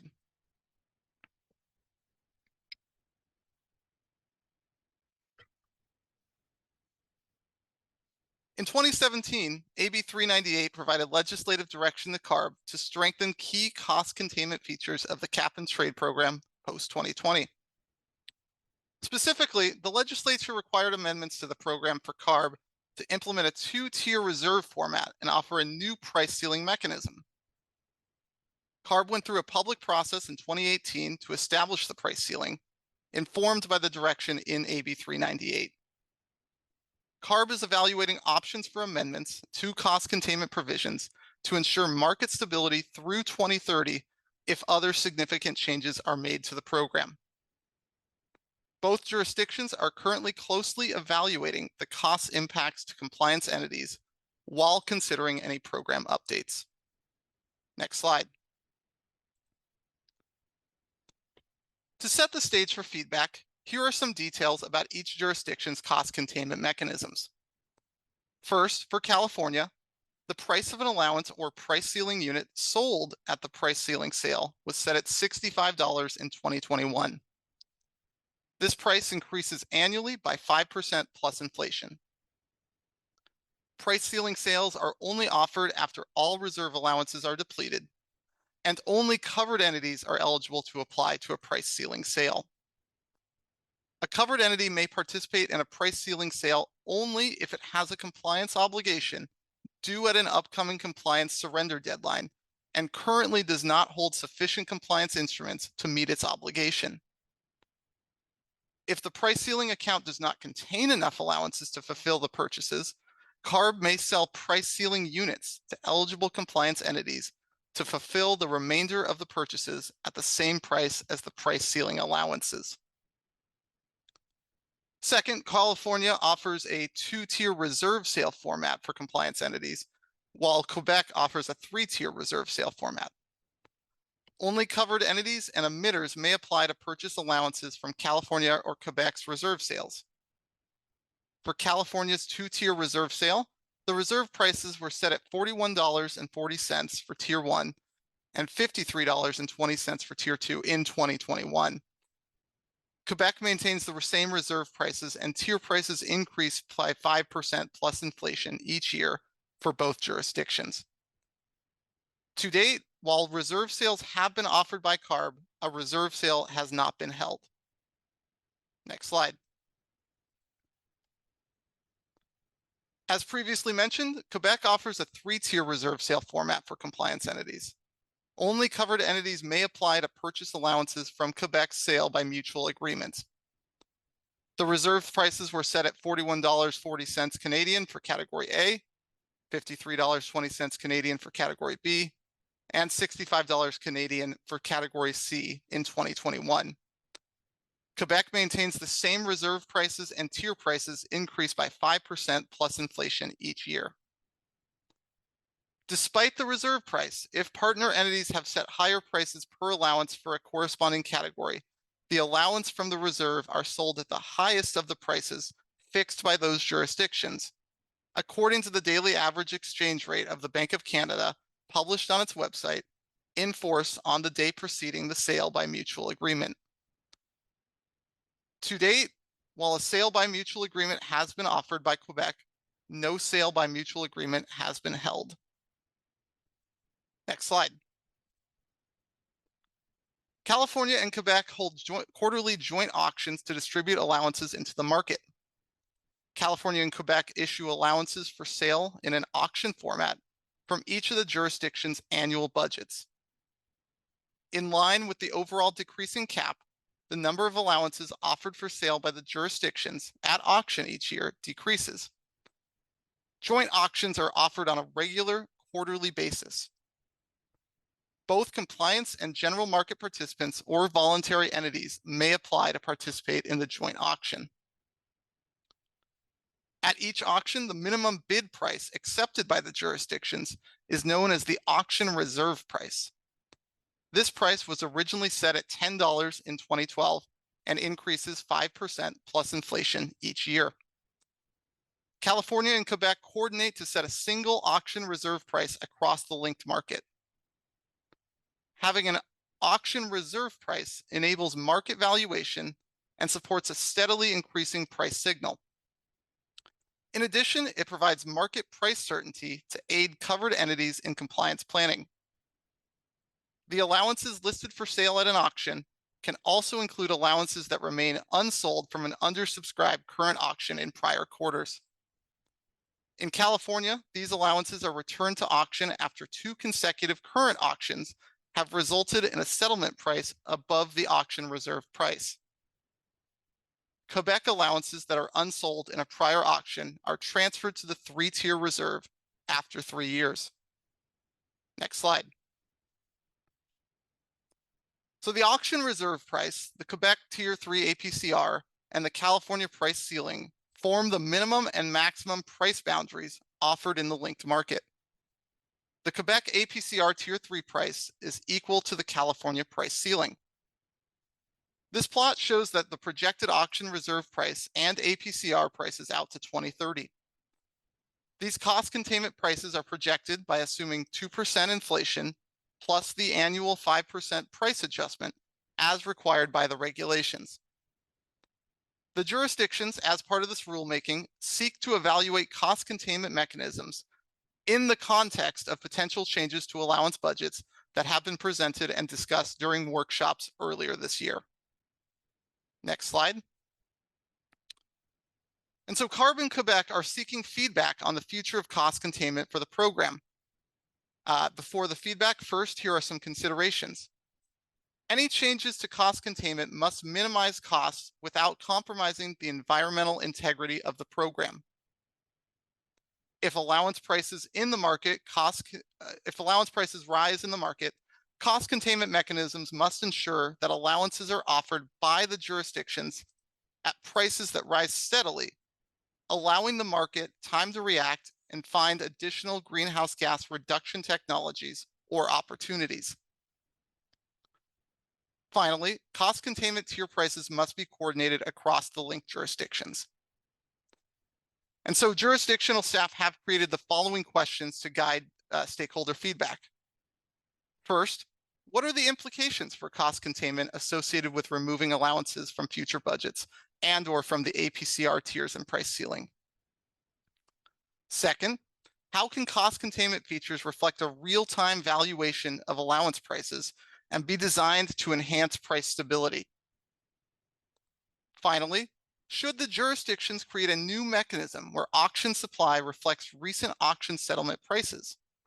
Under this mechanism, the auction supply would dynamically reflect the prices of recent auction, increasing the supply if the auction settlement price was high, and reducing the supply if the auction settlement price was low.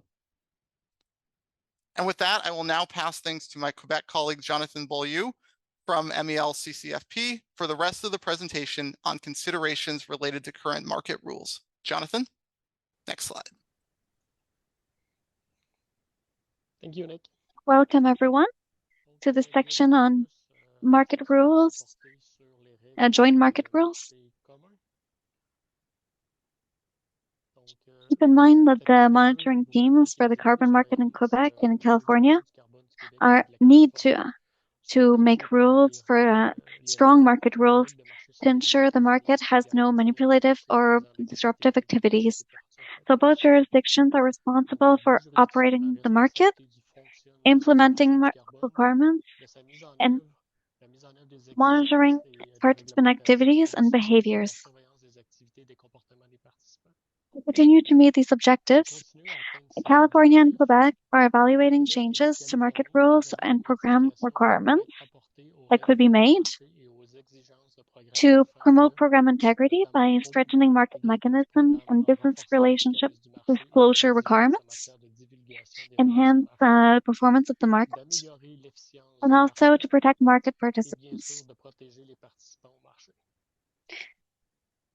Next slide.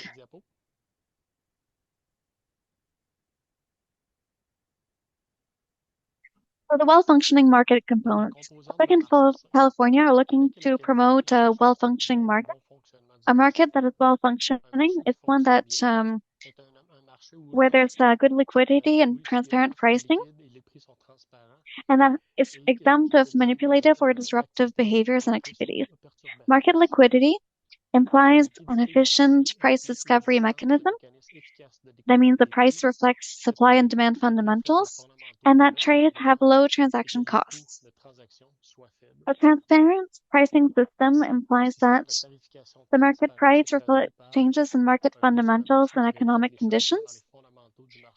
The price signal is low and reliable over the long term to promote investments in cleaner technologies to reduce GHG emissions, and mechanisms that reduce price volatility to avoid adverse impacts on household businesses and the economy.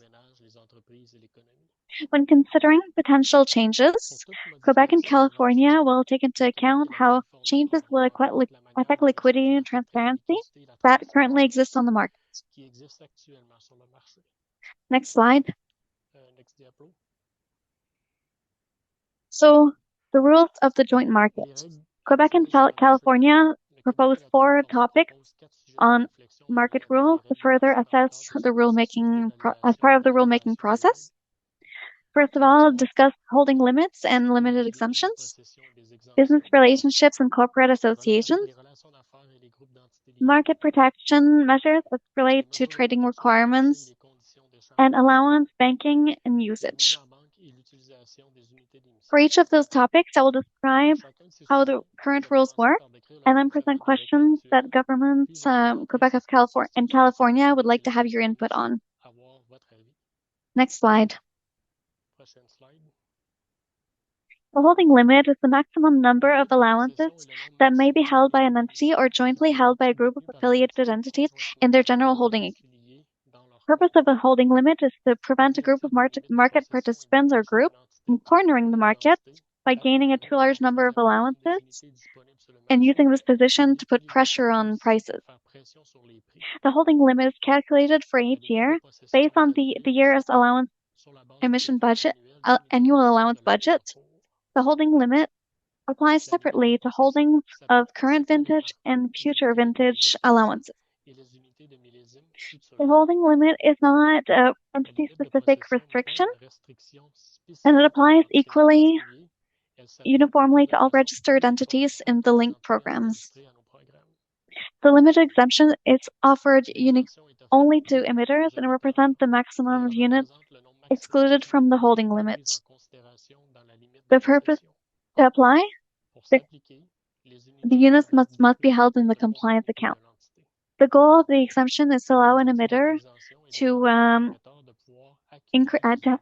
gather together the units that would otherwise exceed the holding limits. Next slide. This slide shows the formula for the holding limit and the exception. As discussed, the holding limit is not entity specific. It applies equally to all registered entities. The holding limit formula automatically adjusts to take into account any changes to allowance budgets or ceilings. As we saw, the exemptions only apply to compliance entities and it's calculated based on entity-specific covered emissions. So it is specific to each of these entities. Next slide. On the slide, we have the trajectories of the future holding limits under potential scenarios from 2025 to 2030. Each trajectory in this chart is calculated based on the current equation that was presented in the previous slide. Since the annual allowance cap is part of the holding limit equation, all changes to future allowances will result in changes to future holding limits. Market monitoring staff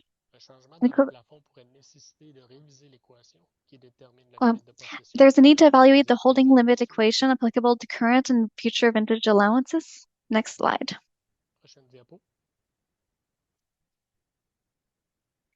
For consideration and comment, given that background, we would like to get your comments on holding limits and exemptions, and limited exemptions.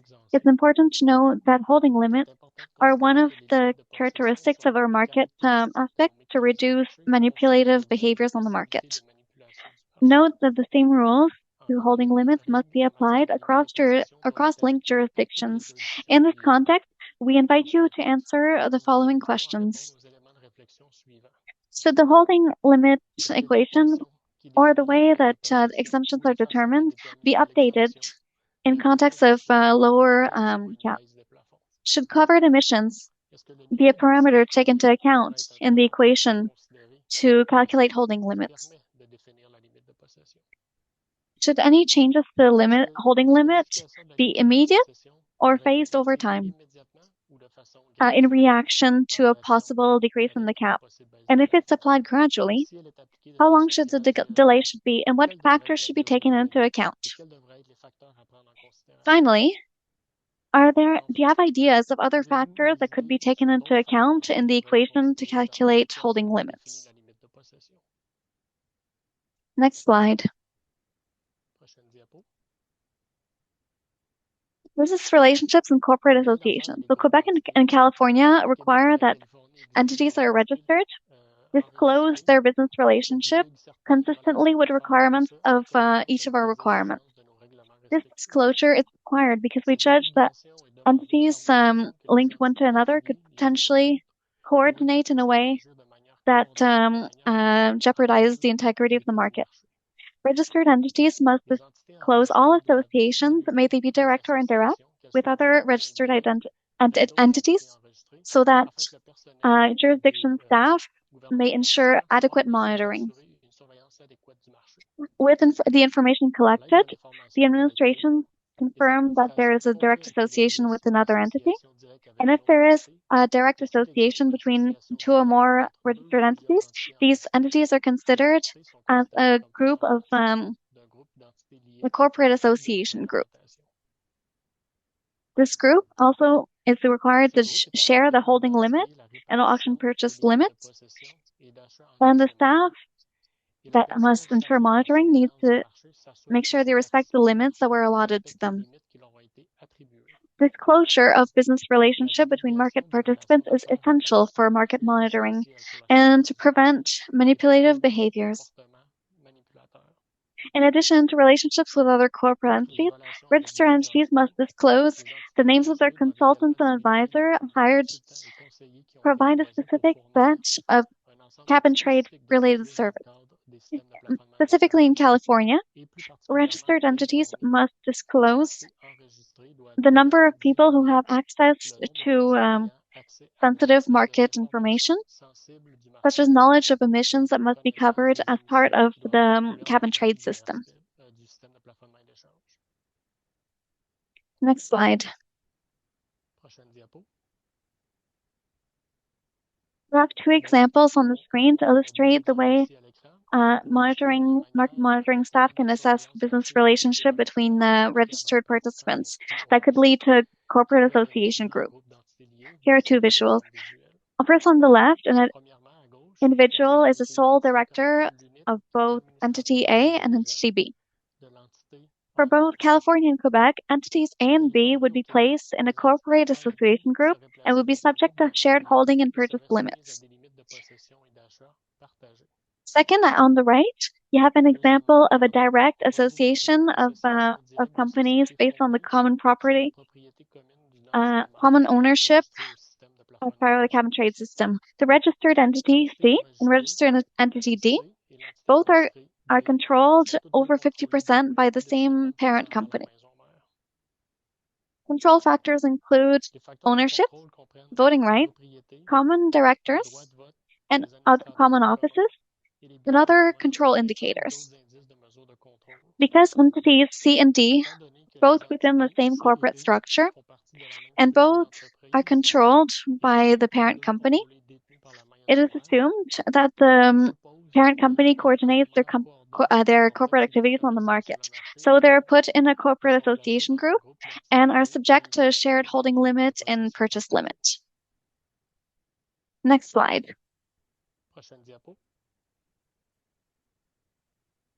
Due to the necessity of to maintain strong and enforceable corporate disclosure rules, to mitigate market power and prevent manipulation by registered entities and their affiliates, Quebec and California are seeking feedback of stakeholders on how to improve and clarify corporate association information and information on business relationships, as well as the reasons to create a corporate association group. In this context, we invite you to answer the following reflection questions. Are there other control and ownership indicators should be considered to determine if a corporate association exists?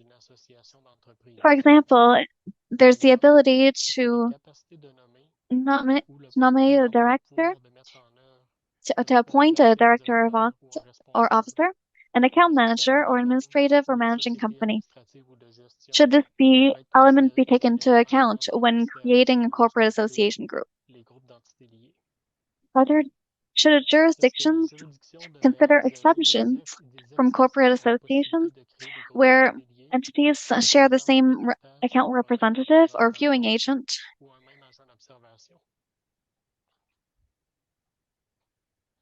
Next slide.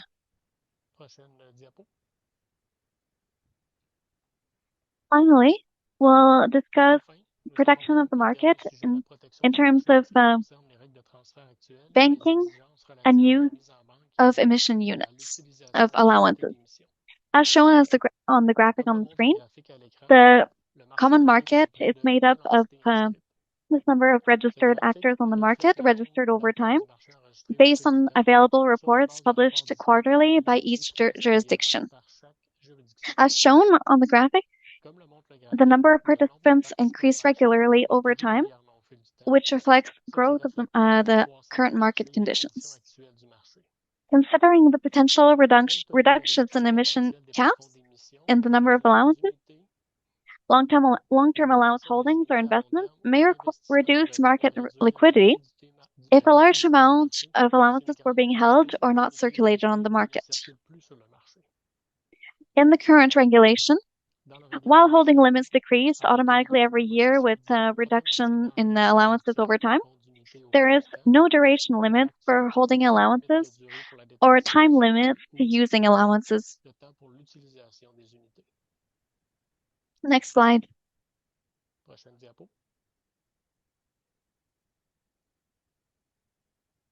Since the program was created, jurisdictions have included rules allowing participants to bank allowances and use them for compliance at a later period.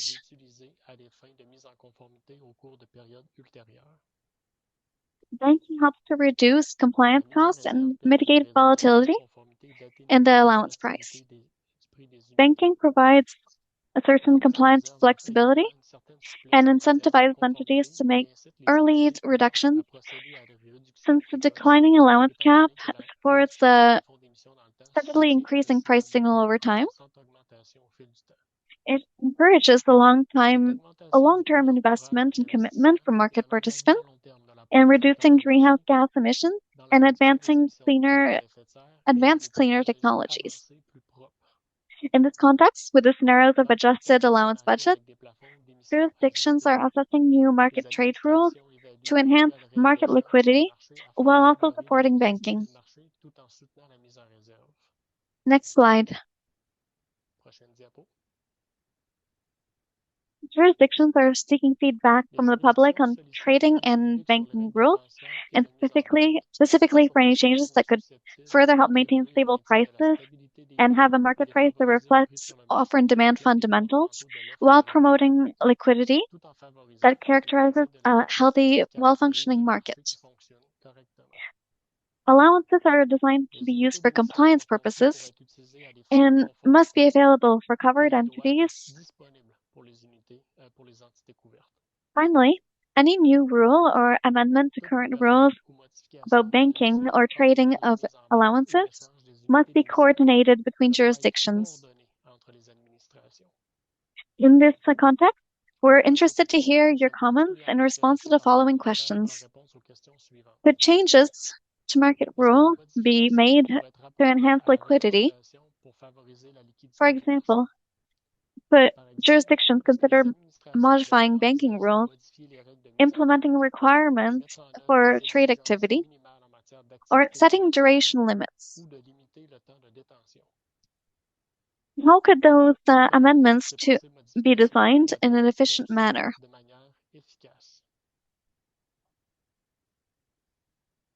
Next slide.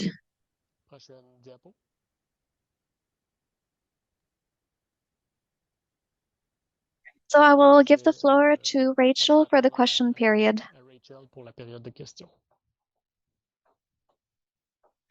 Great. Thank you so much, Jonathan, and thank you to Nick as well for those presentations. We'll now move into our second public comment session on cost containment and market rules. As a reminder, if you'd like to share feedback or ask questions, please use the raise hand function, which should be located on the toolbar at the bottom of your Zoom window as shown on this slide. When staff calls your name and activates your audio controls, please click the unmute button, proceed to introduce yourself, and provide your comment. Again, we are limiting comments today to 2 minutes to accommodate as many people as we can. Please reference the timer on the top of the slide for your time remaining, and our plan is to close public comment by around 12:30. You'll also be able to submit written feedback online until December 15th, and you can find links to submit that feedback as well as all relevant documents from today and prior workshops on our California Cap and Trade meetings and workshops page and the Quebec MELCCFP web pages. With that, I will now pass things to Cypress, who will be facilitating the public comment session. Cypress? Thank you, Rachel. Hello, everyone, and welcome to the second public comment session for today's workshop. Looks like we have one hand raised currently. So we'll hear from Mike Kierstead. Mike, you may unmute yourself and begin your comment.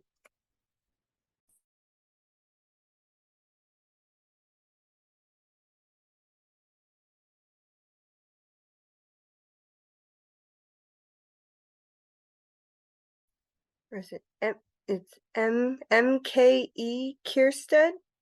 You can give your comment. You have the ability to speak.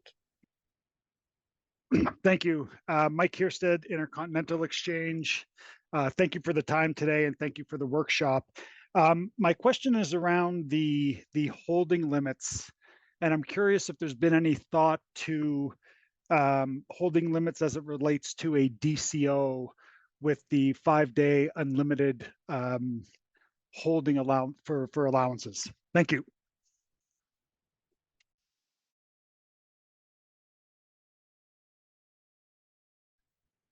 Thanks for the comment, Mike. It sounds like you're talking about this is Mark Seppala from the California Cap and Trade program. Appreciate the thoughts on that. I think you're referring to DCO being a exchange account, correct? And that's a good question and something that we'll need to consider. Would invite you to raise that and maybe provide input to us in written feedback by the December 15th comment deadline. Definitely something that we will need to consider. So thank you for that comment.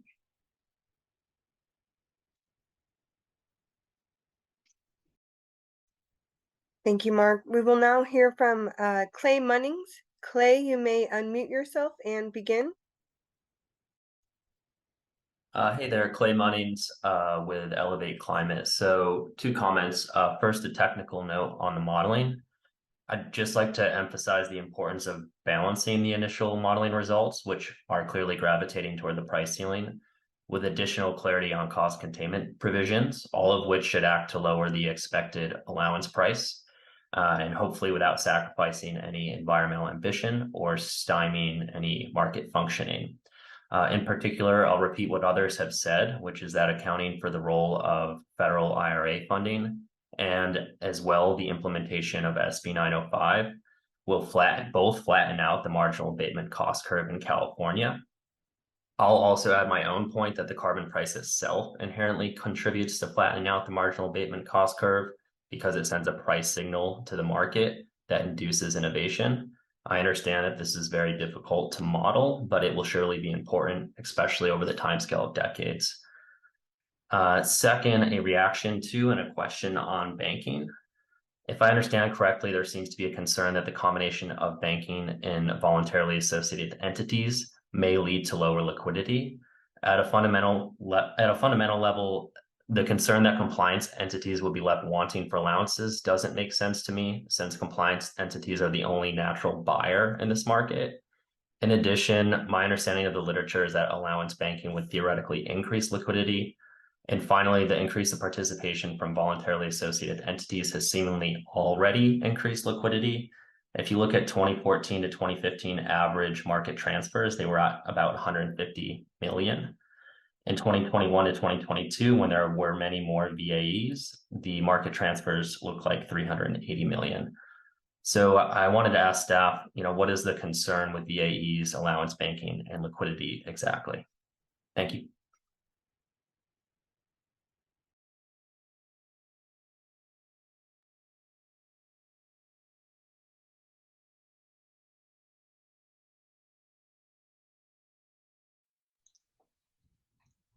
It's an excellent question. I would tell you that, first of all, we want to go back, have answers, feedback on this question from all market participants. So we're aware of the premises that there are more participants and that brings more liquidity. We want to ensure that over the long term, this liquidity continues to occur, that companies have to comply using allowances are in a position that enables them to find these allowances to cover themselves. In this optic, that's how we're approaching participants to require that want to check if they are considering or anticipating certain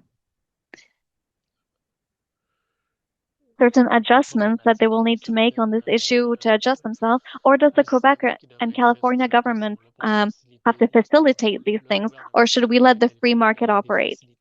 These are open questions to get a pulse from participants on our market. Le feeling des participants sur notre marché.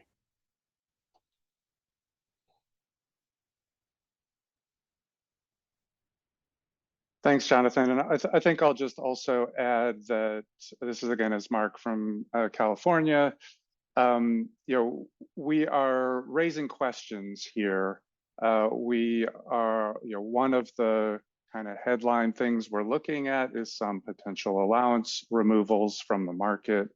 And as we kind of increase the stringency of the program, we want to make sure that we're not overlooking any potential market issues that could arise. So we're soliciting input across these topics, and these are initial explorations to make sure we're not overlooking any information and we're getting appropriate and broad feedback on all these topics. So appreciate your thoughts on those, and again, invite written feedback. That'll help us take a closer look at those items.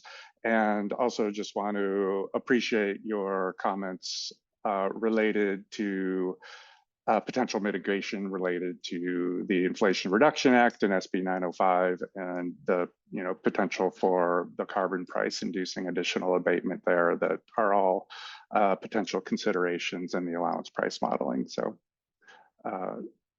thank you for the feedback. Thank you. We will now hear from Matt Holmes. Matt, you may unmute yourself and begin your comment. Yeah, thanks. I just wanted to point out that this market, was designed by somebody, so it's anything but a free market. It's certainly, not some sort of organic, product of nature. People designed it to be like this, and so the outcomes that we get over and over again, like the inequality in our state, must have been by design. So I would encourage us to put controls on this market, guardrails on this market that, direct 100% of the funding to second-class California that you can find in the CalEnviro screen OEHA map. And I would hope that there's a way for us to do some targeted universalist strategies where we actually practice equity by helping people solve problems they may not even know that they have. And those are really easy to define with public health. I got some census tracts in Stockton that die several years earlier than the rest of the state of California.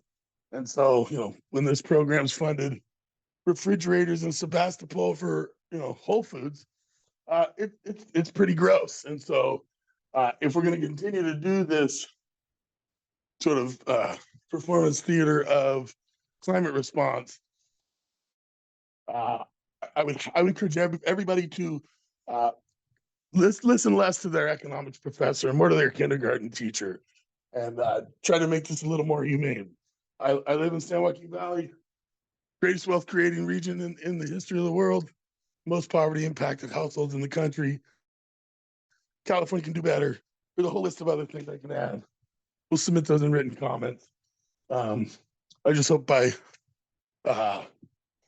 through a little reality check on some of this sophistry. Thank you. Thanks for the comment, Matt. And I will point out that,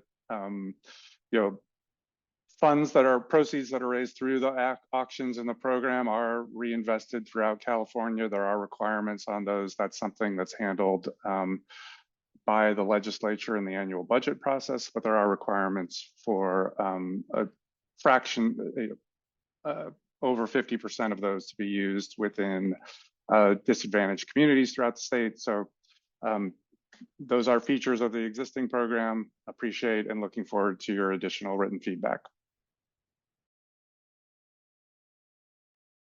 Thank you. We will now hear from Kiefer Douglas. Kiefer, you may unmute yourself and begin.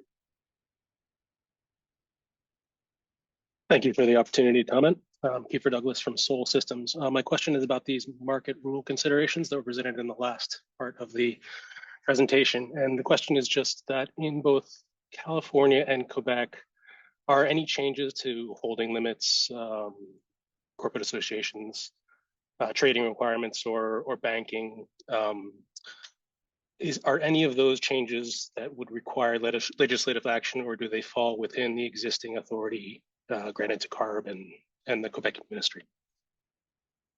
So thank you.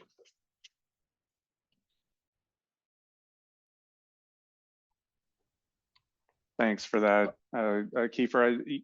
These are elements of the program that have been designed through regulatory action, and they could be, they would be under the purview of these administrating agencies of CARB and the Ministry of the Environment in Quebec to make adjustments through a formal public process, which this is something that we're in a pre-rule making phase, but our public process includes a full public notice of the staff proposal. There's opportunities for comment throughout. There's required environmental and economic analyses.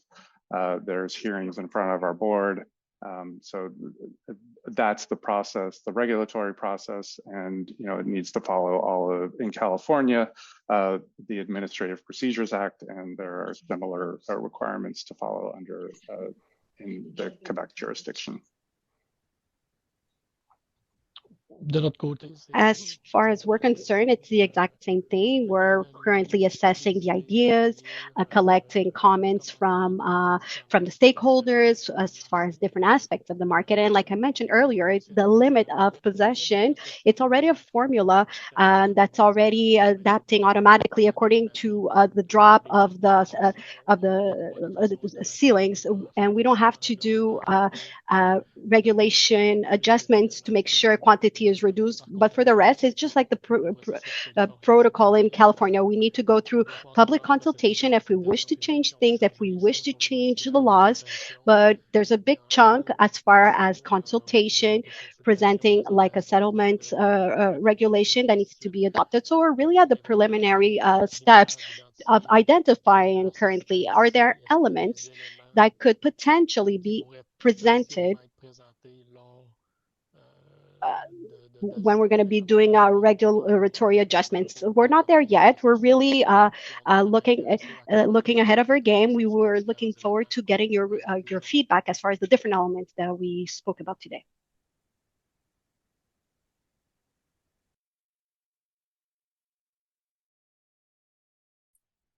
Thank you. Next, we will hear from Kieran Sidhu. Kieran, you may unmute yourself and begin. Hi, this is Kieran Sidhu from E360 Power. I'm pretty green to this, environmental side, so I have maybe very basic questions. First thing that I would like to know is what is the deadline for scoping plan to implementation decision? The second part is the social cost of carbon that was mentioned by Rajinder, I think. What is the adder of that social cost of carbon in determining what the price, for the ceiling price or for the floor price? What is the adder of social cost of carbon?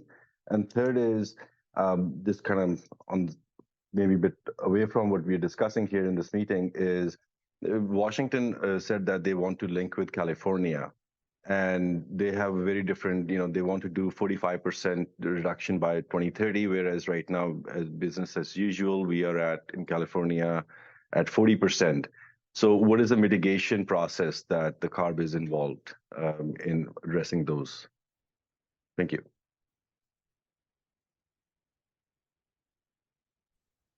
Hello. So I think there were a couple of questions there. This is Regina with the Air Resources Board. On the scoping plan implementation, it can take several years after a scoping plan is adopted for us to actually go through across the agencies and update our existing rules and regulations or put new rules and regulations into place. But the scoping plan itself is updated every 5 years. The rulemaking process that we undertake can take from a year to up to 2 years, really just depends on the complexity of the regulation, the public process, and the amount of technical details and analyses we have to do. On the Washington question, they're undergoing their own process. Our understanding is that they might be looking to look at their enabling legislation again as part of their short session coming up next year. So we in California right now, our scope of regulations does not include linkage, but if in the future, if we were to include linkage, we would have to do some of the requirements that test for stringency, liability under SB 1018. And that is a report that we have to create and submit to the governor's office, who then responds to it, and then have the additional step of actually doing a rulemaking in California on proposed linkage, where we would recognize and accept instruments issued by another jurisdiction. There was another question in there, and I think I forgot. Do any of the staff remember the second question? It was a comment on the social cost of carbon, which was one of the factors that needed to be balanced under AB 398. Thanks, Mark. I appreciate that reminder. So the social cost of carbon is being updated. We used updated numbers for this scoping plan relative to the 2017 scoping plan. They are just one of several factors a staff had in their presentation about what we need to consider. So we don't automatically say that the social cost of carbon is X, and that translates to this kind of adder on the price ceiling. It really has to be a thoughtful process that looks across all of the factors in that AB 398 list on how to establish the price ceiling. What I was pointing out was that since the last time we looked at the price ceiling, one of the factors, which is the social cost of carbon, has definitely changed in magnitude. And so we may want to look at, does that warrant a revision to the social cost of carbon?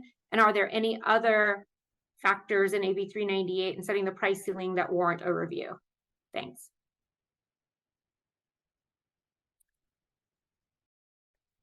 Thank you, Rajinder. We will now hear from Ken Johnson. Ken, you may unmute yourself and begin. Yeah, I'm with the Climate Reality Project. And I wanted to just briefly talk about the merits of a higher price floor as a mechanism for cost containment. One way that a price floor can help contain costs at the high end is by incentivizing early action and over compliance in the the early years of the program, so that down the road industry is better positioned to meet the more stringent targets in future years, which would enhance the probability of achieving greenhouse gas reduction targets and reduce the probability that prices will go to the ceiling. And then secondly, the allowances that are unsold as a result of a high price floor would go into the APCR, which would provide a healthy cushion of surplus allowances that could also help to stabilize the market. So it would be very helpful. I don't know if it's possible, but if they could include the price floor as a variable in the modeling and try to see what the impact would be of these factors, that would be very interesting to see.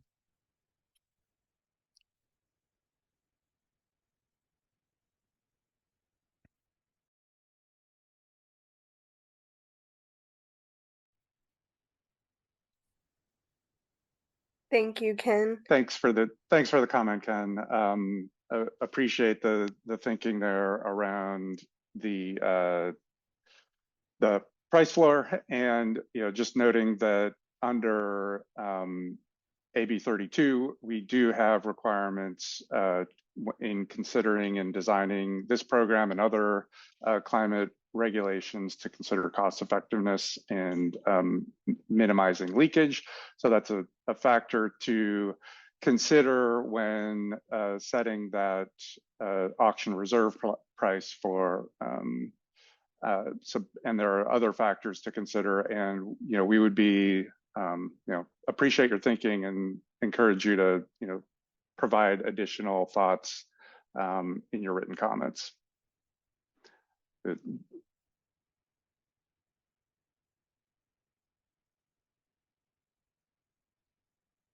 Thank you, Mark. Just a reminder, if everyone can please raise their hand by 12:15,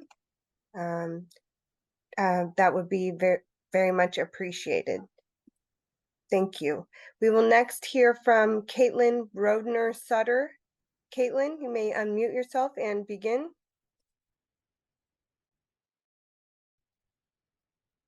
Thank you so much. I'm Caitlin Rodner-Sutter with Environmental Defense Fund. And first, thank you for doing this workshop today. This is really helpful. There's a lot here to digest, and EDF will be submitting written comments. But I wanted to just quickly chime in on one point, going back several comments at this point, on the earlier conversation about banking. And just to point out that banking is not only about cost containment. The ability to bank allowances also has a lot of important climate benefits.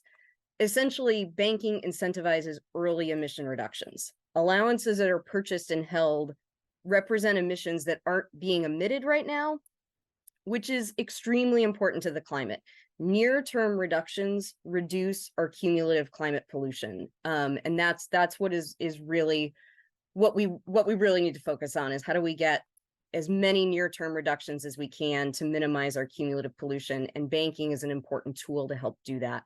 So I just wanted to share that perspective sort of in real time as you're all considering banking, and we'll put lots more thoughts in written comments, but appreciate you all for doing this.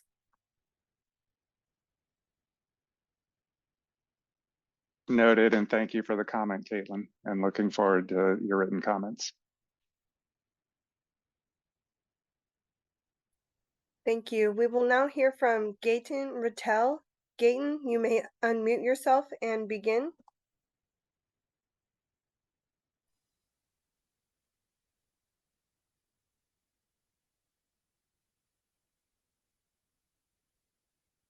Gaten, it looks like you're unmuted, but we cannot hear you.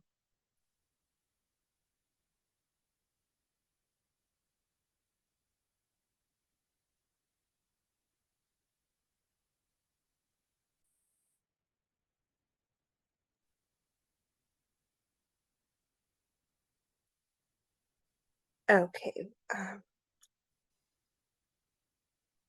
Okay, let's we're gonna move on. I'll call back on you in just a moment. Do you hear me now? Yes, I hear you. Go ahead. Sorry about that. No, sorry about that. One question. Consultation goes on right now. We know that there's going to be compliance period. Compliance period is ending in 2023. Is there any indication of, compliance period in which those discussions would be applying or not to? In the sense that, would we have some sort of an indication on a time frame for the change to be implied and applied to the market? For example, would it be possible to have a confirmation or an indication of, let's say, any change would not apply up until the 2027-2029 compliance period? So that would be my question.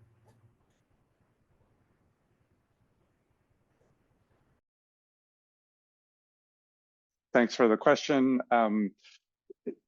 We do expect to be putting forward a proposal next year and during 2024.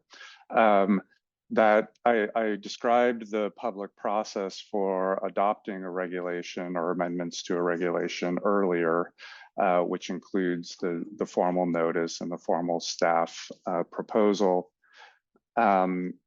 And all the related economic and environmental analyses, plus the opportunities for comment and the responses to those comments from the jurisdiction staff. when those rules ultimately are adopted, those are adopted through an action by our board in California, and those rules will typically be effective within a few months of that board action.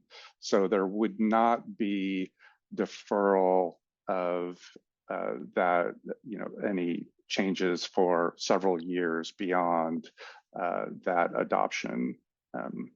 The updated rule would be effective soon, relatively soon after, within a few months after the board action.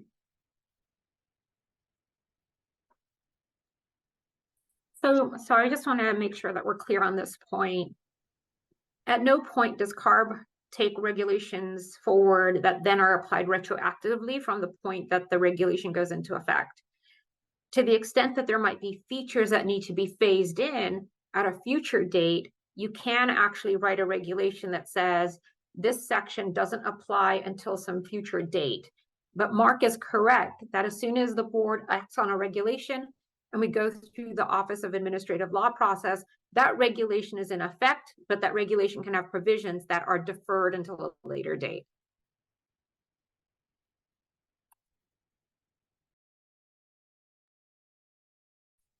Thank you. Looks like we have just one more hand raised. We'll hear from Karen Sidhu. Karen, you may unmute yourself and begin. Hi, this is Karen again. So Regina, thanks for your answers. Just a quick question though.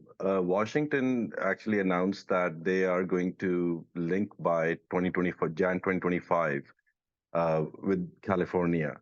And what I heard from y'all was basically saying that there is nothing going on right now. Isn't there any is there any clarity that you can provide on that? Because they provided a deadline, basically saying that we are going to link with California, the market and everything. So there's no process going at present. And second, when you mentioned like the after scoping plan is approved, the scenarios of 40%, 48%, 55%, that could take about 1 year to 2 years.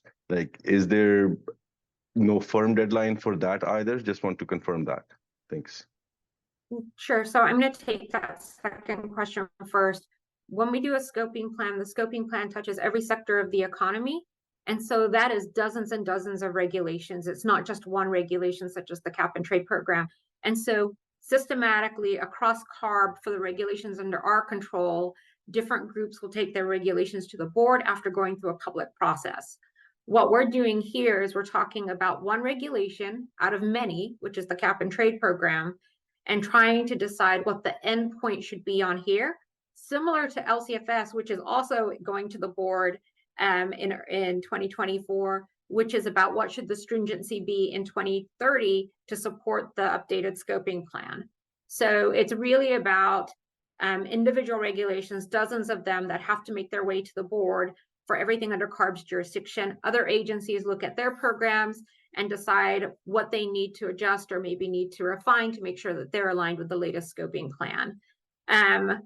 For us, the scoping plan that was adopted said that we need to be on a 48% reduction below 1990 levels by 2030.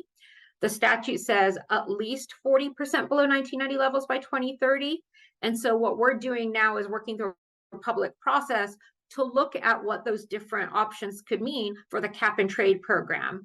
By no means are we saying that the cap and trade program on its own is able to hit that target, because we do have a portfolio with incentives, with other regulations, substantial regulations, especially on transportation, and then this one, and then policies at our sister agencies, such as the IRP process at the PUC. For the first question, which was about linkage, I believe the statement that Washington has made is no earlier than 2025. They are undergoing their own process on all the checklists, things that they have to do to support pursuing linkage. And so we're seeing their process happen, and it's preliminary. They had a preliminary report. They had a preliminary response to that report. In California, we have our own separate process. What we're saying is that right now, the set of amendments we're looking at for next year, we are focused on aligning our program and any adjustments to it to support the latest scoping plan and the latest statutes. We are not focused on adding in linkage, one, because that expands the scope substantially. Two, we need to know what our program is going to look like if we are to actually analyze what a linkage would look like with a different program. So we have to do that step first anyway. And then three, we have to do our own SB 1018 reports, linkage readiness report, et cetera. And so for us, we think that linkage happens not in 2025, it happens after, because right now on our plate, what we have in front of us is changes to the California cap and trade program to remain linked with and maintain linkage with Quebec, and look for the opportunity to make it more stringent in alignment with the scoping plan. So the Washington process is going to play out on the time frame that they think is appropriate for them. California will do it on the timeline that is appropriate to us and the process that we have to follow. Of course, we're tracking what they're doing, and we are seeing what's happening in terms of what they might propose as changes to their programs in Washington as part of the legislative session. But right now, we are not in this scope, including linkage. I hope that was helpful and clear.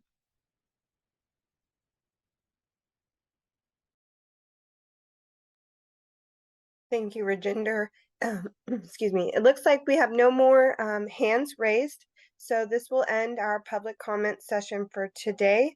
And I will pass it back to Rachel Gold. Thank you. Thank you, Cypress, and thank you everyone for all of your questions and participation today. If I could go to the next step slide, thank you.